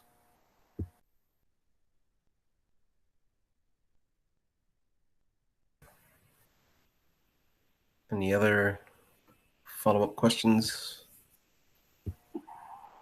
If I can make one other comment. Yep. So the whole SOI application, for those of you who don't know, this is us saying we're interested. It does not obligate the MSBA to fund anything. If they choose to fund it and then prices come in and we can't afford it, we're not obligated. This is just one step in the process. So it's really, in my opinion, a low risk, no risk vote for the school committee to take. Thank you. Thank you for everything you do on a day-to-day basis, and thank you for coming out and helping us out with our annual celebration of the SOI. Mike, go ahead.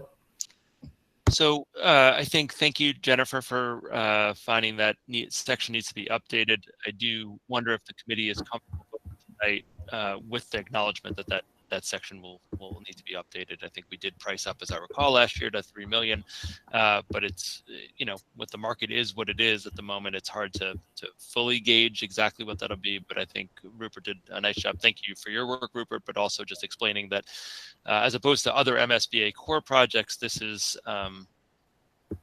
it has less strings attached, so to speak, because the scale's a lot smaller than core projects. So, you know, if the committee is comfortable voting tonight on the positive assumption that Mr. Roy Clark, Rupert will update that section, there's the standard MSBA vote language is in the packet.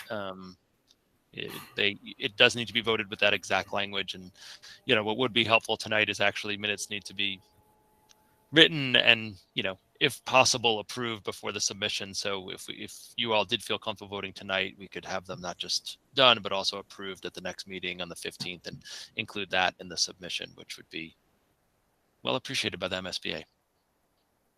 But if you want to wait, we could certainly do it, and we'll just ask Maylene to expedite the writing of those minutes, and probably can be fine with it. Peter, go ahead. Yeah, I'm comfortable voting to submit this tonight. Yeah, let's look around for head nods, thumbs up. Yeah, let's vote. All right. And did anybody want to do the honors of reading the motion? Allison, go ahead.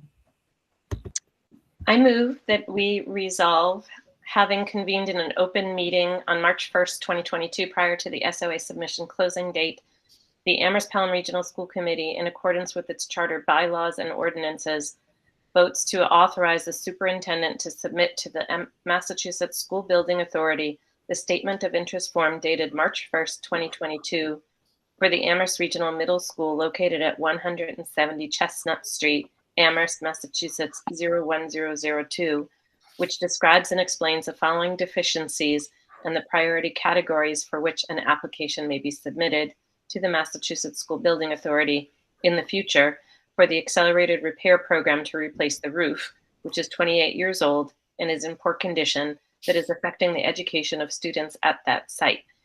And hereby further specifically acknowledges that by submitting the statement of interest form, the Massachusetts School Building Authority in no way guarantees the acceptance or the approval of an application, the awarding of a grant, or any other funding commitment from the Massachusetts School Building Authority, or commits the Amherst Pelham Regional School District to filing an application for funding with the Massachusetts School Building Authority.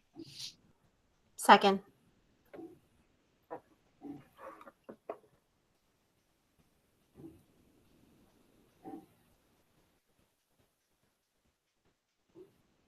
Ben, I think you're on mute. That would explain why he didn't hear me there. I thought I spoke loudly. Stephen? We'll go to a roll call vote now. So, Stephen? Hey, Sullivan, I again. Allison? Allison, aye. Margaret? Margaret, aye. Jennifer? Jennifer, I. Peter? Peter, I. Irv? Irv, aye. And me, Ben, also aye. Motion passes unanimously. Sorry. And thank you very much. Thank you, Rupert. I appreciate it. Thank you all, guys, for all you do. Really appreciate it. Thank you. Now, moving on to the second quarter budget report. Take it away, Doug. I can certainly do that. If someone could grant me permission, oh, there it is. I will present the report that was in your packet for the second quarter. As in what I do, this is the kind of report I like to give, which is one that has no drama and no real frightening things that I need to tell you. So the short story is that this is a second quarter report where we're sitting relative to our budget.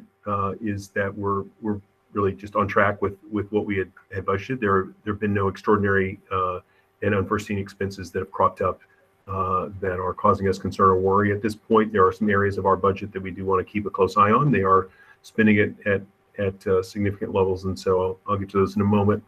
But just to talk broadly in terms of our payroll accounts, we're in good order there. It took a bit to get ourselves to a level of hiring that we wanted to be. I think we're still in the process, and continuing to sort of deal with fallout from the pandemic regarding our hiring and getting staff in place and meeting the needs of our students as best we can with the staff we need. And so as a result of that, it's taking a little time to get staff fully in place. We're a little under budget relative to our payroll, which is going to be helpful if there are any overages elsewhere in our budget. But I think we'll track pretty much on budget for that by the time we get to the end of the fiscal year. You'll notice in contracted services payroll, it's at 74%. That seems a bit high for mid-year, but really most of that is from summer school, and we do our summer school in July and August, which is the first 2 months of the fiscal year. So the fact that spending at 74% is not concerning because again, we spend probably half of our entire budget in the first 2 months. As we look into our substitute line is a little above where we'd like to be at the midpoint. We've had a little more use of substitutes than we'd like. And it's really related to the pandemic. We've encouraged people to take time off if they're not feeling well, and we think it's a smart and safe thing to do relative to the health situation that we're facing. However, some of the absences that are required out of the abundance of caution are also reimbursable, and so we're filing with the state to get some reimbursement that will help us out and potentially mitigate some of that cost if we tend to get over budget. So we're in that process. There's a limited amount of resources available at the state level for that, but there are some resources that we're seeking to cover some costs. And it's a very specifically defined contact tracing related absences, that kind of thing, where someone might not have actually been sick, but by virtue of being a close contact needed to be absent from school. There are costs associated with that are reimbursable that we're pursuing relative to those that budget area. As we look into our expense accounts, We're largely, like I say, we're largely on track here. There are some areas that are a little above 50%. Oftentimes that's a result of either encumbrances, in other words, planned or expected spending that we know we're going to have. An example of that is like in facilities, we often will encumber funds for buying paper goods and custodial supplies in advance of actually purchasing them. So we'll have our encumbrance in place so we're ready to order the goods, and given the timelines on some of the supply chain, it's smart to have the encumbrance in place so that we can actually place the order and really only waiting for the delivery. But then the funding is available and ready to make payment for our vendors. And some other areas are in a similar way. Some of them have the expenses in the front half of the year. Software renewals are typically mostly right at the beginning of the fiscal year. We have some of our retirement-related expenses right at the beginning of the fiscal year related to our Hampshire County Retirement Assessments. An example that saves us 2% on a whole, which is a non-trivial number. So it's beneficial for us to make that payment early in that regard. The one area that I'm watching the closest is special education. It's in a better position than it was when we last spoke at the first quarter, and it's still, I think, okay. I think we're going to continue to monitor that one really closely, as we will the other areas that are above sort of 50% level. I think most of them are fine, or less likely to have an extraordinary expense that might be really difficult for us to handle. But I don't anticipate any issues at this point. We're almost to the end of the third quarter. When we get to the end of March, we'll be at the end of the third quarter.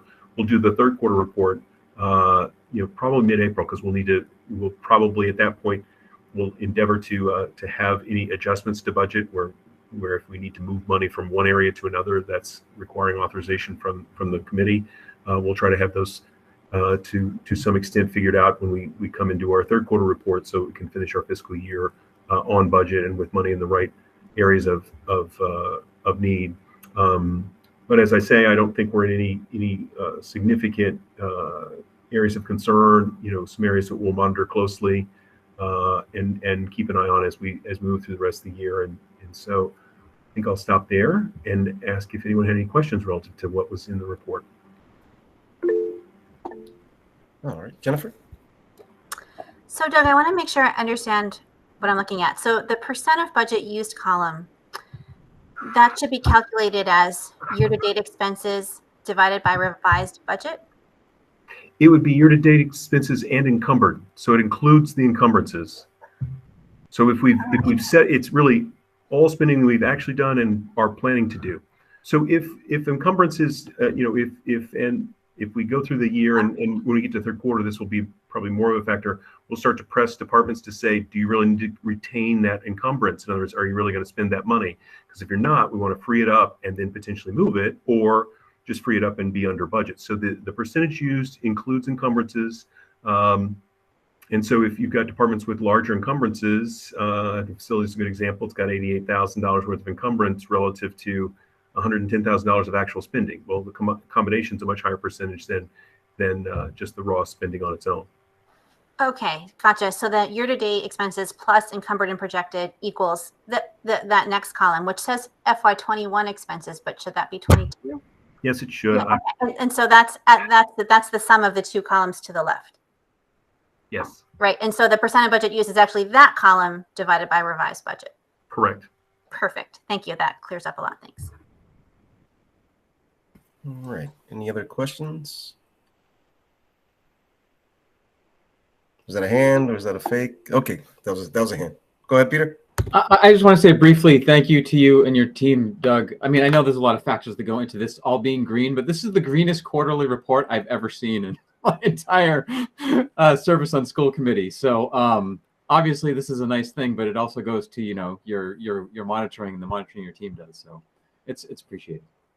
Thank you. It's appreciated. Certainly my staff are keeping an eye on all the spending, and I think our partners at the building level. I mean, it really goes down to individual teachers and classroom staff and building principals. All of them are part of this process and are cognizant of the fact that it's public money. And as I say to people, spend the money. We've been given the money to spend, but spend it wisely. And I think that's what we're seeing here is people taking that that responsibility seriously and being careful with the public's money and trying to spend it in ways that are most effective for our kids. good to go. So, any more questions for Doug? All right, perfect. Well, thank you again, and we'll allow you to have the rest of your evening. I don't think we have you on anymore. Yep. Not tonight, but thank you all. Appreciate it. Yep. We'll see you. Let's move on to the. Go ahead, Jennifer. Can we take a 5-minute break? Sure, and then we'll come back and deal with school choice. So I have 8:25 now, so we'll come back at 8:30 proper. All right.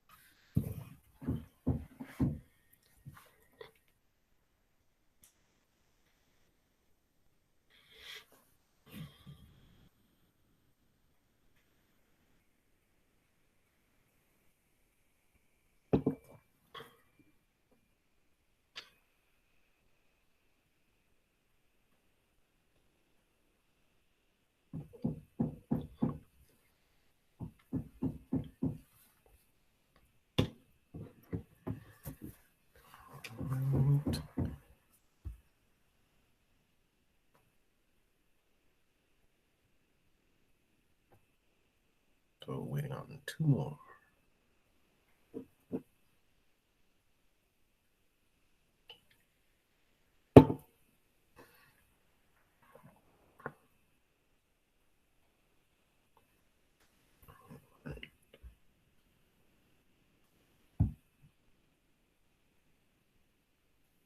All right, so we're all back and ready to roll and delve into the school choice. Brief discussion or straight to vote? How does this? Go ahead, Mike. Yeah, so I think just a brief discussion. And my recommendation would be consistent with what I shared last time to allow for the regional schools to continue being a school choice district. I do not anticipate many vacancies or openings for school choice. We'd be looking at grades 7 and 9. We'd be looking once students register for classes. There's always the kind of the biggest unknown in those grade levels, both students returning from other school options as well as perhaps students looking for other school options at those grade levels. So while I don't think it's great in number, I think if we do have slots, it's a wonderful thing for our community. Just one thing I'm not sure I mentioned last time is the way the school choice lottery works is the only preference is for students whose siblings attend our schools already. So essentially they are placed at the top of the list. They have their own kind of first tier lottery, so to speak. And if those students are enrolled, then you get to the lottery for students without a sibling. And in general, you know, for many families, and I think for lots of reasons for the district, it's great to have siblings in the same district and same school. We build relationship with those families over time. And so I think I'm hoping that we have some seats available. We won't know that till later in the spring, but it'd be really helpful if my recommendation for the evening would be that the committee votes to retain being a school choice district. It allows us that flexibility again to look at those grade 7, grade 9 numbers, see if there are some school choice seats available, both benefit us financially, but I think it again supports us in terms of building those relationships with families that enhance what we want to do and who we want to be in the district. So that's my recommendation. Before there's I guess technically probably good for someone to make a motion, a second, and then have discussion for the committee on this one. But that's up to the chair.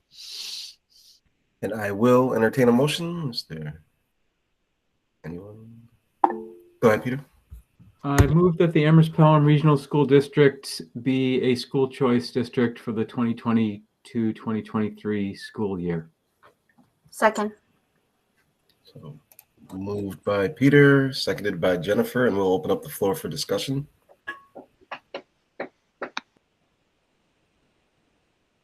Is there any discussion? All right, so seeing no need for discussion, we will move right into a roll call vote then. We'll start Jennifer. Jennifer, yes. Peter? Peter, aye. Irv? Irv, aye. Margaret? Margaret, aye. Allison? Allison, aye. And Stephen? Sullivan, aye. And Ben, aye. The motion carries unanimously.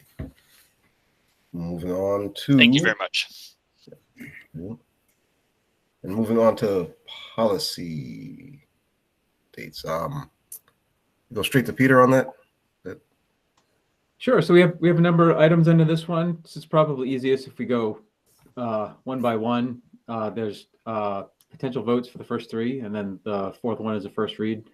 So I don't know if Ben or Dr. Morris, you want to share your screen. It's probably easiest if you bring up the board docs item, and then we could just click through the links to each of those items. So while you bring that up, just which one would you like to start with? I'm sorry. Yeah, so CC administrative structure. So this is a repeat of last meeting. We brought this up. This is one of the policies from ages ago that the policy subcommittee recommends we archive because it predates ed reform and no longer applies. Brought no change of input or feedback from our last meeting. This is the second presentation of the recommendation to archive, and so the action here, if we wanted to, would be to move to archive this policy. I move that we archive policy CC, Administrative Services. Second. All right, so moved by Margaret, seconded by Jennifer. You can open up for discussion. All right, so then we'll just move straight to a roll call vote. Allison? Allison, aye. Jennifer? Jennifer, aye. Stephen? Stephen, aye. Irv? Irv, aye. Margaret? Margaret, aye. Peter? Peter, aye. And Ben, aye. The motion carries unanimously. Ben, I have a question.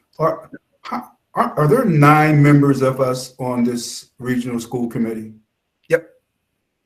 And how many voted just now? 2, 3, 4, 5, 6, 7. All but 2. All right, 2. So it wasn't unanimous. The 7 voted yes and 2 were absent. Absent, correct. And, Yep. and you should go back and correct those other votes the same way. Yeah, you can do that in the minutes. All right. Go ahead, Jennifer. I was actually just looking this up recently, what unanimous means. And I don't think there actually is a Robert's Rules of Order definition of unanimous. If there's an abstention or an absent, but everyone else votes yes, is that unanimous? Or does unanimous require all members of the body to vote yes? I don't think there is a definition, a formal Robert's Rules of Order definition of what unanimous means. So I'm just putting that out there. The point is that there were there are 2 people. We only had 7 votes out of 9. So I'm just saying recorded, just recorded how many voted yes and how many were absent. And that gives us the correct. I think the 7 out of 7 present and noting that there's 2 absent is probably fine. Go ahead, Allison. I was just going to say the same thing. The minutes will note who's here. And so you could either say unanimous vote or the motion passed unanimously with 7-0. Either one, it technically, because the attendance says who's here, and you don't get a vote if you're not here. So, Maylene, go ahead. Can y'all hear me? We can. Perfect, great. I was just wanting to double check on that. So at the top of the minutes, I have who's present, and then following that, the way the motions are set up in board docs, when I go to open up a motion, it'll only list the members who I marked as present in the meeting. So it doesn't then, I could go in manually and write in who was not present at that vote, but would it be fine if it's just listed at the top who was in attendance? And then if it's passed unanimously, then it's assuming it's just the people who were present listed at the top. Yeah, I think that's sufficient. Okay. At the top. All right, so let's keep the train moving here. Peter, next. All right, second item similar to the first. This is policy CI, filling administrative vacancies. Very similar to the previous one, very old. Policy subcommittee recommends that we archive it. No longer applies after ed reform. No change since last meeting. All right, so entertain a motion. I move that we archive policy CI, administration of the schools, filling administrative vacancies. Second. So moved by Margaret, seconded by Jennifer. Open up the floor for discussion. Discussion going once, twice. So no discussion. We'll go straight to roll call vote. Stephen? Stephen, aye. Margaret? Margaret, aye. Jennifer? Jennifer, aye. Peter? Peter, aye. Allison? Allison, aye. Irv? Irv, aye. And Ben, aye. The motion passes unanimously among the 7 people who are present. Moving on to the next one, Peter. Yeah. Okay. So the third one is new policy IHBEB. This is a policy that we had first read of at our last meeting. So this is a second read, possible vote. If you want to bring that one up as well. So this is something that just as a refresher. So no change since last meeting, but just a refresher of what we went over last time. This is a new policy that Deb Westmoreland brought forward, who's a member of the policy subcommittee. It's apparently a lot easier now operationally, logistically, to do translations with the technology that she has available. And so this is in addition to meeting all legal obligations for translation to, as you can see here, the district will automatically at a minimum provide written translation of vital documents as defined in the guidelines. The languages that constitute 5% of the district's total multilingual student population, which is Spanish and Portuguese right now. So we can discuss, or we can discuss and vote.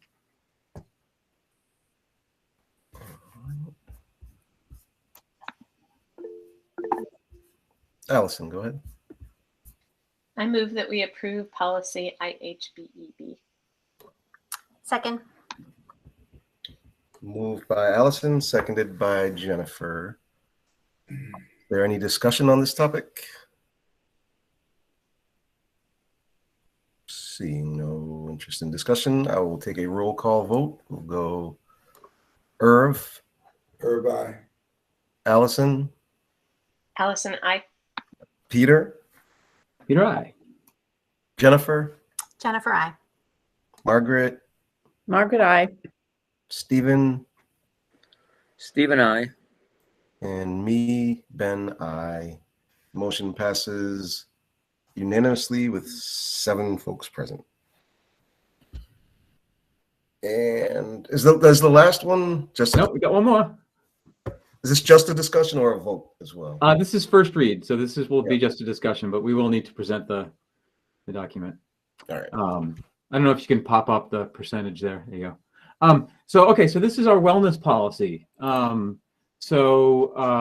This has been discussed at policy subcommittee, and Deb has marked up the document with the changes you see here.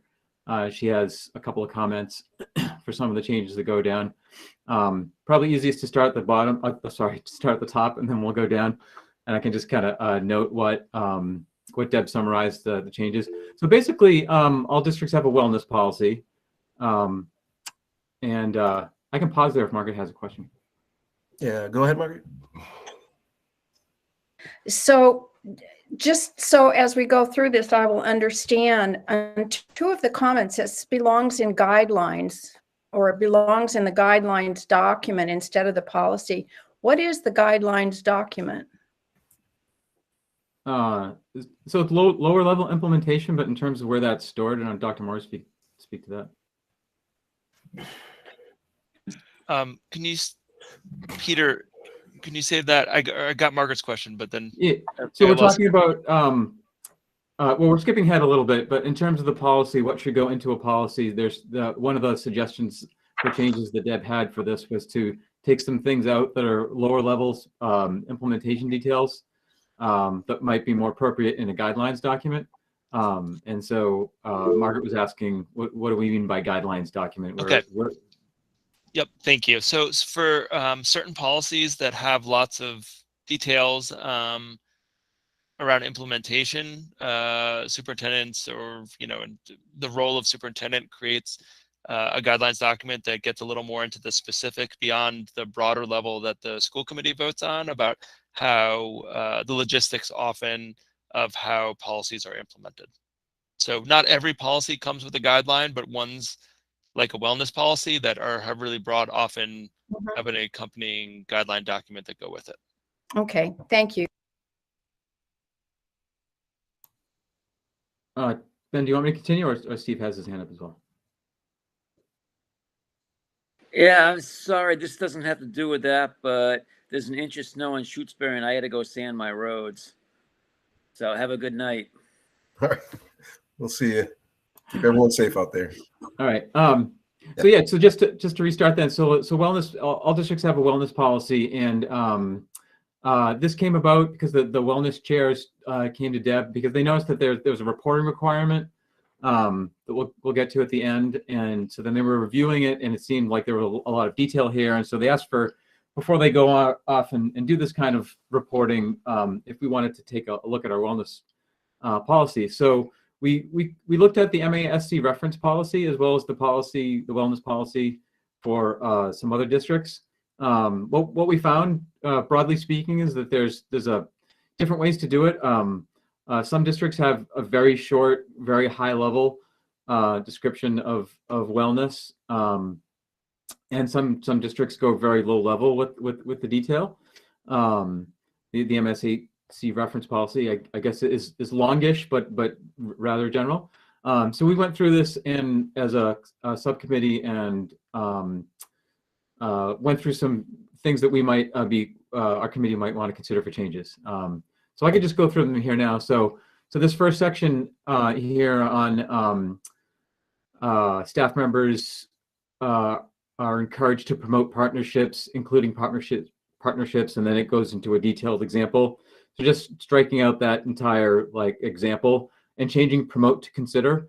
There's the observation that partnerships sometimes involve possibly implying some kind of legal or financial arrangement. So this is just to make it more neutral, a statement of consider partnerships as opposed to promoting them. And again, a lot of this theme here is taking out things that seemed like it was too low level detail implementation and making it more general. So if you want to scroll down to the next reddish area. So on this nutrition food, so the changes here that are all struck out are what the subcommittee thought was some pretty redundant language around we would participate in school meal programs. And so basically repetitive language that wasn't needed.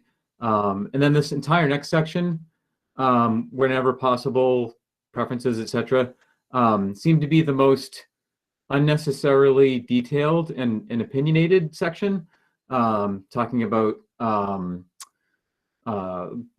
food within 50 miles, food coloring, modified food starch, etc. And so not really appropriate for a policy level doc. The next section is about using food, and so good to not use it as punishment. But we didn't want to.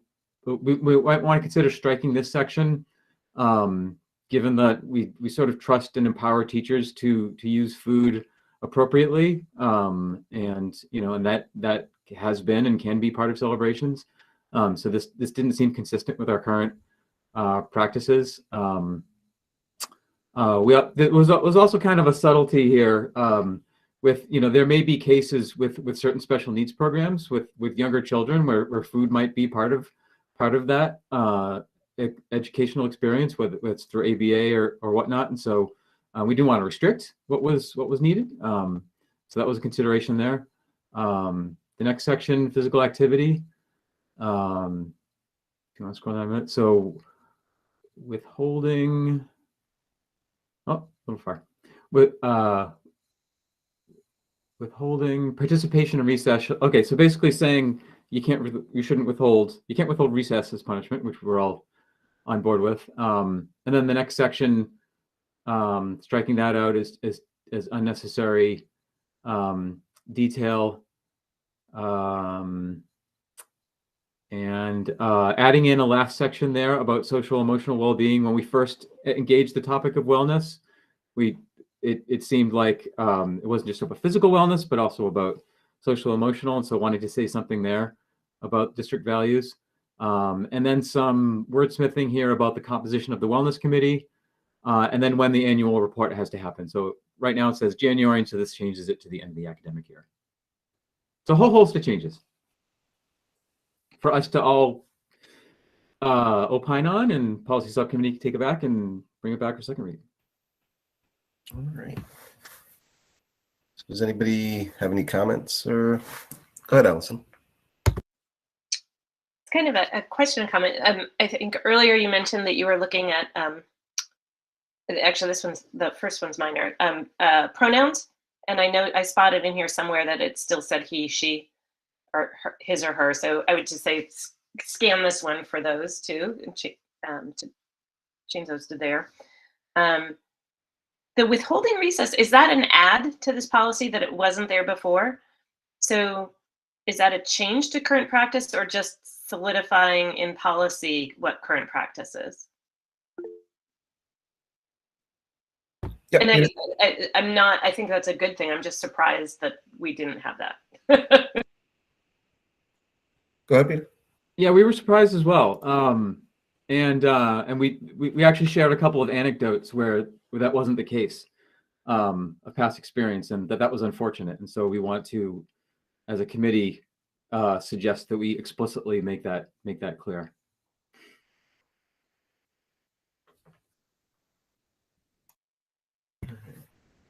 Any other input from folks? All right. So is that it for the policy update, or go ahead, Allison? I was just going to say I appreciate the intent and the effort to simplify this and streamline it. I think it, in general, I like what you guys have done here. Go ahead, Peter. Yeah, and I do apologize for not getting this draft out to you until last night. So if in the policy subcommittee only meets once a month, so you have time. So if you read this after the meeting and you have some more specific feedback, feel free to send it to me or to anybody on the policy subcommittee. So this is myself, Sarah, Beth, Jennifer, Stephen, and Deb Westmoreland. Perfect. Thank you so much for this. And moving along, future agenda planning. Do we have the document to look at here, or? I can read off the next what I have for the 15th. Yep. And give me 1 second. Computer is being slow tonight. There we go. So budget vote, so that'd be capital and operational. Possibly AFSCME contract ratification vote. That depends on their ratification. I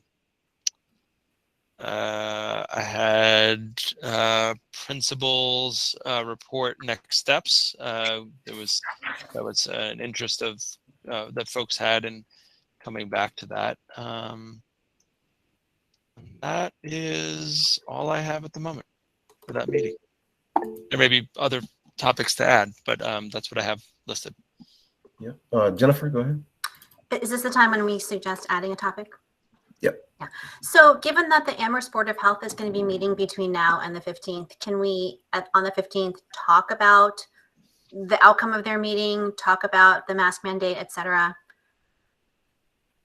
Have a discussion about it. Yeah, absolutely. I think that's probably the most appropriate time. Mike, go ahead. Yeah, I totally agree. Thank you. And I wondered, not just for Jennifer, but for the committee as well, if we could just do health and safety updates, because I think there may be corresponding items. It would be inclusive of the mask piece, but I think that may beget other items. And just in terms of agenda creep, if we keep a broader category, I think it might be better. Is that agreeable to you, Jennifer, and to the committee? Yeah, absolutely. Yeah, sounds good. Thank you. Thank you. Any other suggested additions that folks have?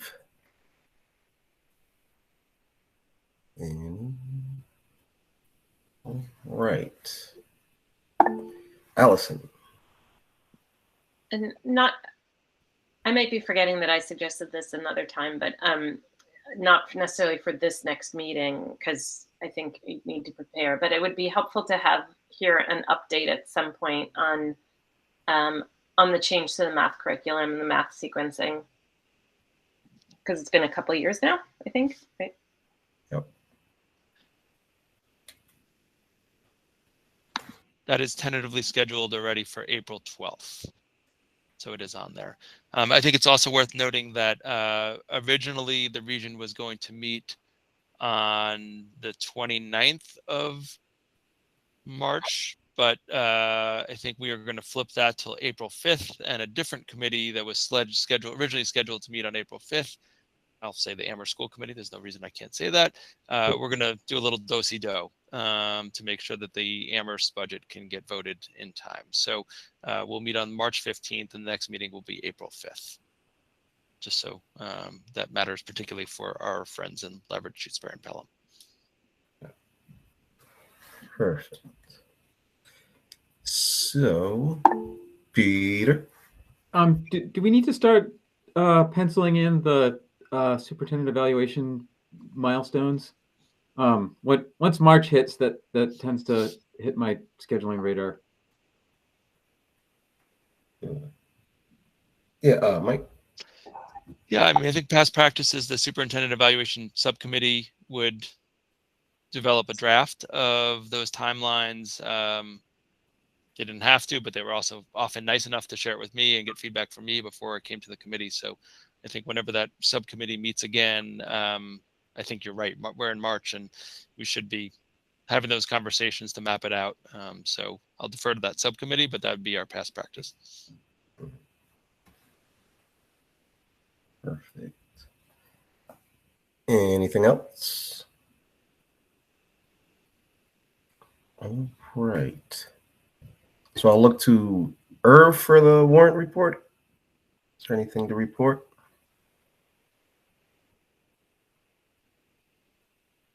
Oh, you're on mute still. Yeah. I think I signed one warrant, but I don't have it to bring up on the screen. And I signed one today.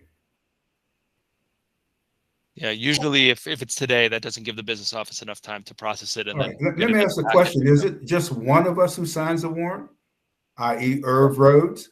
Yep. Well, congratulations to me. I didn't know that. You also get to read them at each most meetings, so you get the double now pleasure that I understand of that, how did that happen, by the way? That it became me that was the one who was going to be signing the warrants.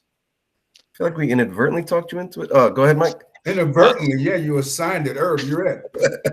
Well, I won't say that, but I do think it's worth noting that as compared to previous times you were on the committee, in the Mass Municipal Act, which 2019-ish, which was a change in state law, one of the changes was it allowed for one member of municipal bodies to sign warrants as long as those warrants were then read in front of the committee and the public at a public meeting. So I think how it's different from in the past is it allowed for a different model where one person takes responsibility and then reports back to the committee. So that didn't answer your specific question, how you got to be that person, but I think it is worthwhile to just share that with you and then other folks who are new to the committee that is a change in the last few years from the way business used to be done in Massachusetts.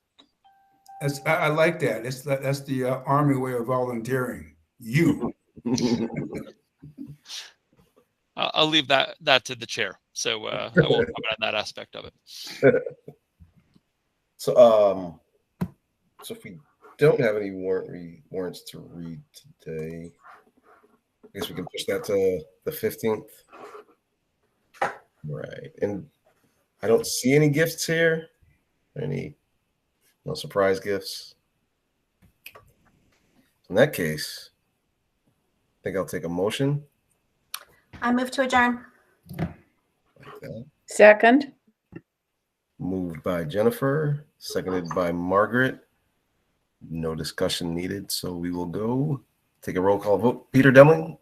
Peter Demling, aye. Allison McDonald? Aye. Margaret Stancer? Margaret, aye. Jennifer Shaw? Aye. Irv Rhodes? Irv, aye. And Ben Harrington, aye as well. The motion carries unanimously. We are out. Good night. Thank you. Good night.